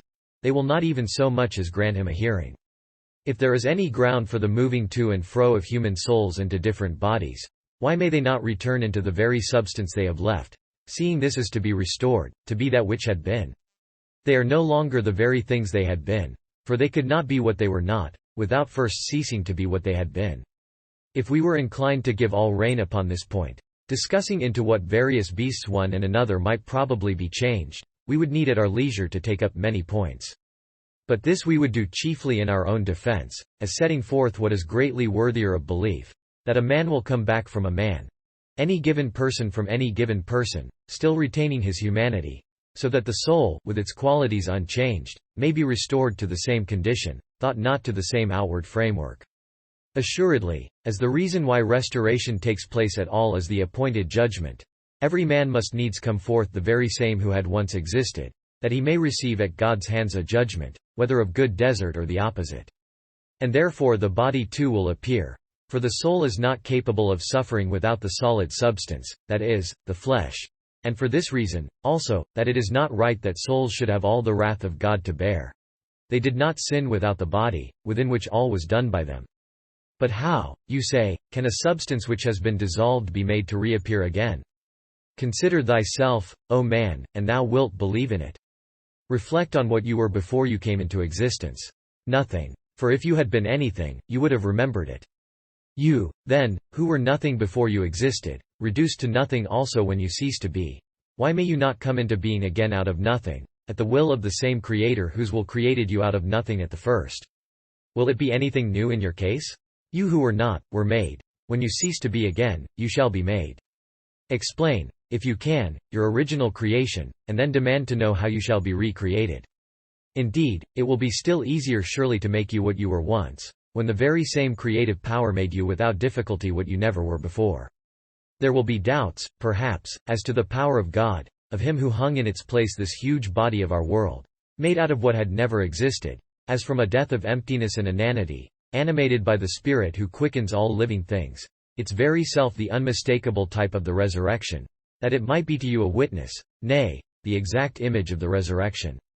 Light, every day extinguished, shines out again, and, with like alternation, darkness succeeds light's outgoing. The defunct stars re-live. The seasons, as soon as they are finished, renew their course. The fruits are brought to maturity, and then are reproduced. The seeds do not spring up with abundant produce, save as they rot and dissolve away. All things are preserved by perishing, all things are refashioned out of death. Thou, man of nature so exalted, if thou understandest thyself, taught even by the Pythian words, Lord of all these things that die and rise, shalt thou die to perish evermore? Wherever your dissolution shall have taken place, whatever material agent has destroyed you, or swallowed you up, or swept you away, or reduced you to nothingness, it shall again restore you. Even nothingness is His who is Lord of all. You ask, shall we then be always dying, and rising up from death? If so the Lord of all things had appointed, you would have to submit, though unwillingly, to the law of your creation. But, in fact, He has no other purpose than that of which He has informed us. The reason which made the universe out of diverse elements, so that all things might be composed of opposite substances in unity, of void and solid, of animate and inanimate, of comprehensible and incomprehensible, of light and darkness, of life itself and death, has also disposed time into order, by fixing and distinguishing its mode, according to which this first portion of it, which we inhabit from the beginning of the world, flows down by a temporal course to a close. But the portion which succeeds, and to which we look forward continues forever when, therefore, the boundary and limit, that millennial interspace, has been passed, when even the outward fashion of the world itself, which has been spread like a veil over the eternal economy, equally a thing of time, passes away. Then the whole human race shall be raised again, to have its dues meted out according as it has merited in the period of good or evil, and thereafter to have these paid out through the immeasurable ages of eternity. Therefore after this there is neither death nor repeated resurrections, but we shall be the same that we are now, and still unchanged, the servants of God, ever with God, clothed upon with the proper substance of eternity. But the profane, and all who are not true worshippers of God, in like manner shall be consigned to the punishment of everlasting fire. That fire which, from its very nature indeed, directly ministers to their incorruptibility. The philosophers are familiar as well as we with the distinction between a common and a secret fire. Thus that which is in common use is far different from that which we see in divine judgments, whether striking as thunderbolts from heaven, or bursting up out of the earth through mountain tops. For it does not consume what it scorches, but while it burns it repairs. So the mountains continue ever burning. And a person struck by lightning is even now kept safe from any destroying flame. A notable proof this of the fire eternal. A notable example of the endless judgment which still supplies punishment with fuel. The mountains burn, and last. How will it be with the wicked and the enemies of God? These are what are called presumptuous speculations in our case alone. In the philosophers and poets they are regarded as sublime speculations and illustrious discoveries. They are men of wisdom, we are fools. They are worthy of all honor, we are folk to have the finger pointed at. Nay, besides that, we are even to have punishments inflicted on us. But let things which are the defense of virtue, if you will, have no foundation, and give them duly the name of fancies, yet still they are necessary. Let them be absurd if you will, yet they are of use. They make all who believe them better men and women. under the fear of never-ending punishment and the hope of never-ending bliss. It is not, then, wise to brand as false, nor to regard as absurd, things the truth of which it is expedient to presume. On no ground is it right positively to condemn as bad what beyond all doubt is profitable. Thus, in fact, you are guilty of the very presumption of which you accuse us, in condemning what is useful. It is equally out of the question to regard them as nonsensical. At any rate, if they are false and foolish, they hurt nobody. For they are just, in that case, like many other things on which you inflict no penalties, foolish and fabulous things, I mean, which, as quite innocuous, are never charged as crimes or punished. But in a thing of the kind, if this be so indeed, we should be adjudged to ridicule, not to swords, and flames, and crosses, and wild beasts, in which iniquitous cruelty not only the blinded populace exults and insults over us, but in which some of you too glory, not scrupling to gain the popular favor by your injustice. As though all you can do to us did not depend upon our pleasure. It is assuredly a matter of my own inclination, being a Christian. Your condemnation, then, will only reach me in that case, if I wish to be condemned. But when all you can do to me, you can do only at my will, all you can do is dependent on my will, and is not in your power. The joy of the people in our trouble is therefore utterly reasonless. For it is our joy they appropriate to themselves, since we would far rather be condemned than apostatize from God. On the contrary, our haters should be sorry rather than rejoice, as we have obtained the very thing of our own choice. In that case, you say, why do you complain of our persecutions? You ought rather to be grateful to us for giving you the sufferings you want.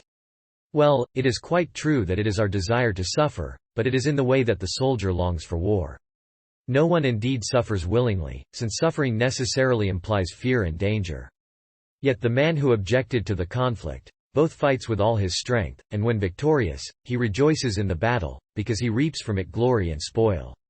It is our battle to be summoned to your tribunals that there, under fear of execution, we may battle for the truth. But the day is won when the object of the struggle is gained. This victory of ours gives us the glory of pleasing God, and the spoil of life eternal. But we are overcome. Yes, when we have obtained our wishes. Therefore we conquer in dying. We go forth victorious at the very time we are subdued. Call us, if you like, Sarmentici and Samaxi, because, bound to a half-axle stake, we are burned in a circle heap of fagos. This is the attitude in which we conquer, it is our victory robe, it is for us a sort of triumphal car. Naturally enough, therefore, we do not please the vanquished. On account of this, indeed, we are counted a desperate, reckless race. But the very desperation and recklessness you object to in us, among yourselves lift high the standard of virtue in the cause of glory and of fame. Mucius of his own will left his right hand on the altar. What sublimity of mind! Empedocles gave his whole body at Catana to the fires of Etna. What mental resolution! A certain foundress of Carthage gave herself away in second marriage to the funeral pile. What a noble witness of her chastity! Regulus, not wishing that his one life should count for the lives of many enemies, endured these crosses over all his frame. How brave a man, even in captivity a conqueror! Anaxarchus, when he was being beaten to death by a barley pounder, cried out, beat on at the case of Anaxarchus. No stroke falls on Anaxarchus himself. O magnanimity of the philosopher, who even in such an end had jokes upon his lips! I omit all reference to those who with their own sword, or with any other milder form of death, have bargained for glory. Nay, see how even torture contests are crowned by you.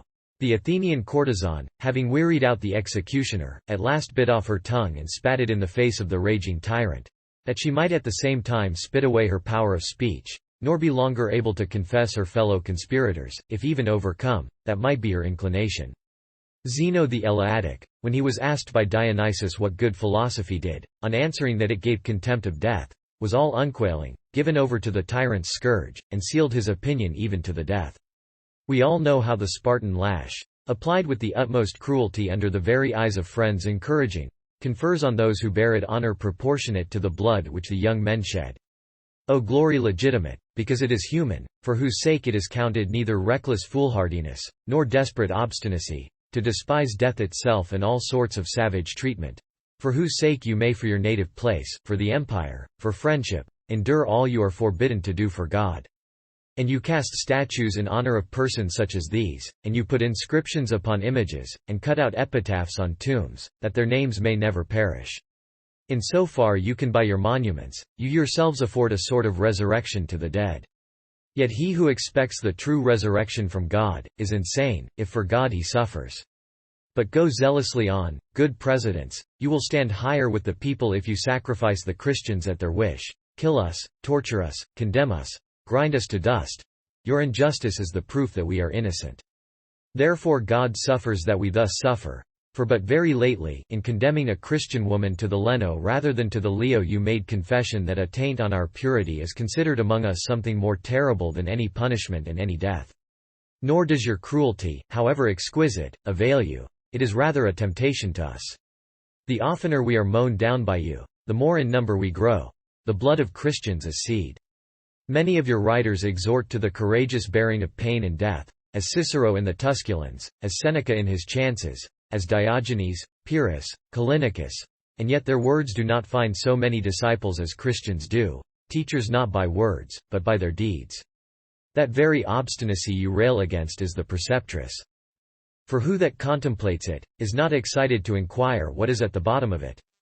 Who, after inquiry, does not embrace our doctrines? And when he has embraced them, desires not to suffer that he may become partaker of the fullness of God's grace, that he may obtain from God complete forgiveness, by giving in exchange his blood. For that secures the remission of all offenses. On this account it is that we return thanks on the very spot for your sentences. As the divine and human are ever opposed to each other, when we are condemned by you, we are acquitted by the highest. Thanks for listening to this episode of A Setting of Silver. The audio you've been listening to was produced by Bill Connick using Google's text-to-speech service. The text was taken from an 1885 collection of early church writings available at ccel.org. Finally, I want to thank the volunteers at CCEL who organized and formatted the data into a computer-friendly format. Without their work, this would have been practically impossible to create.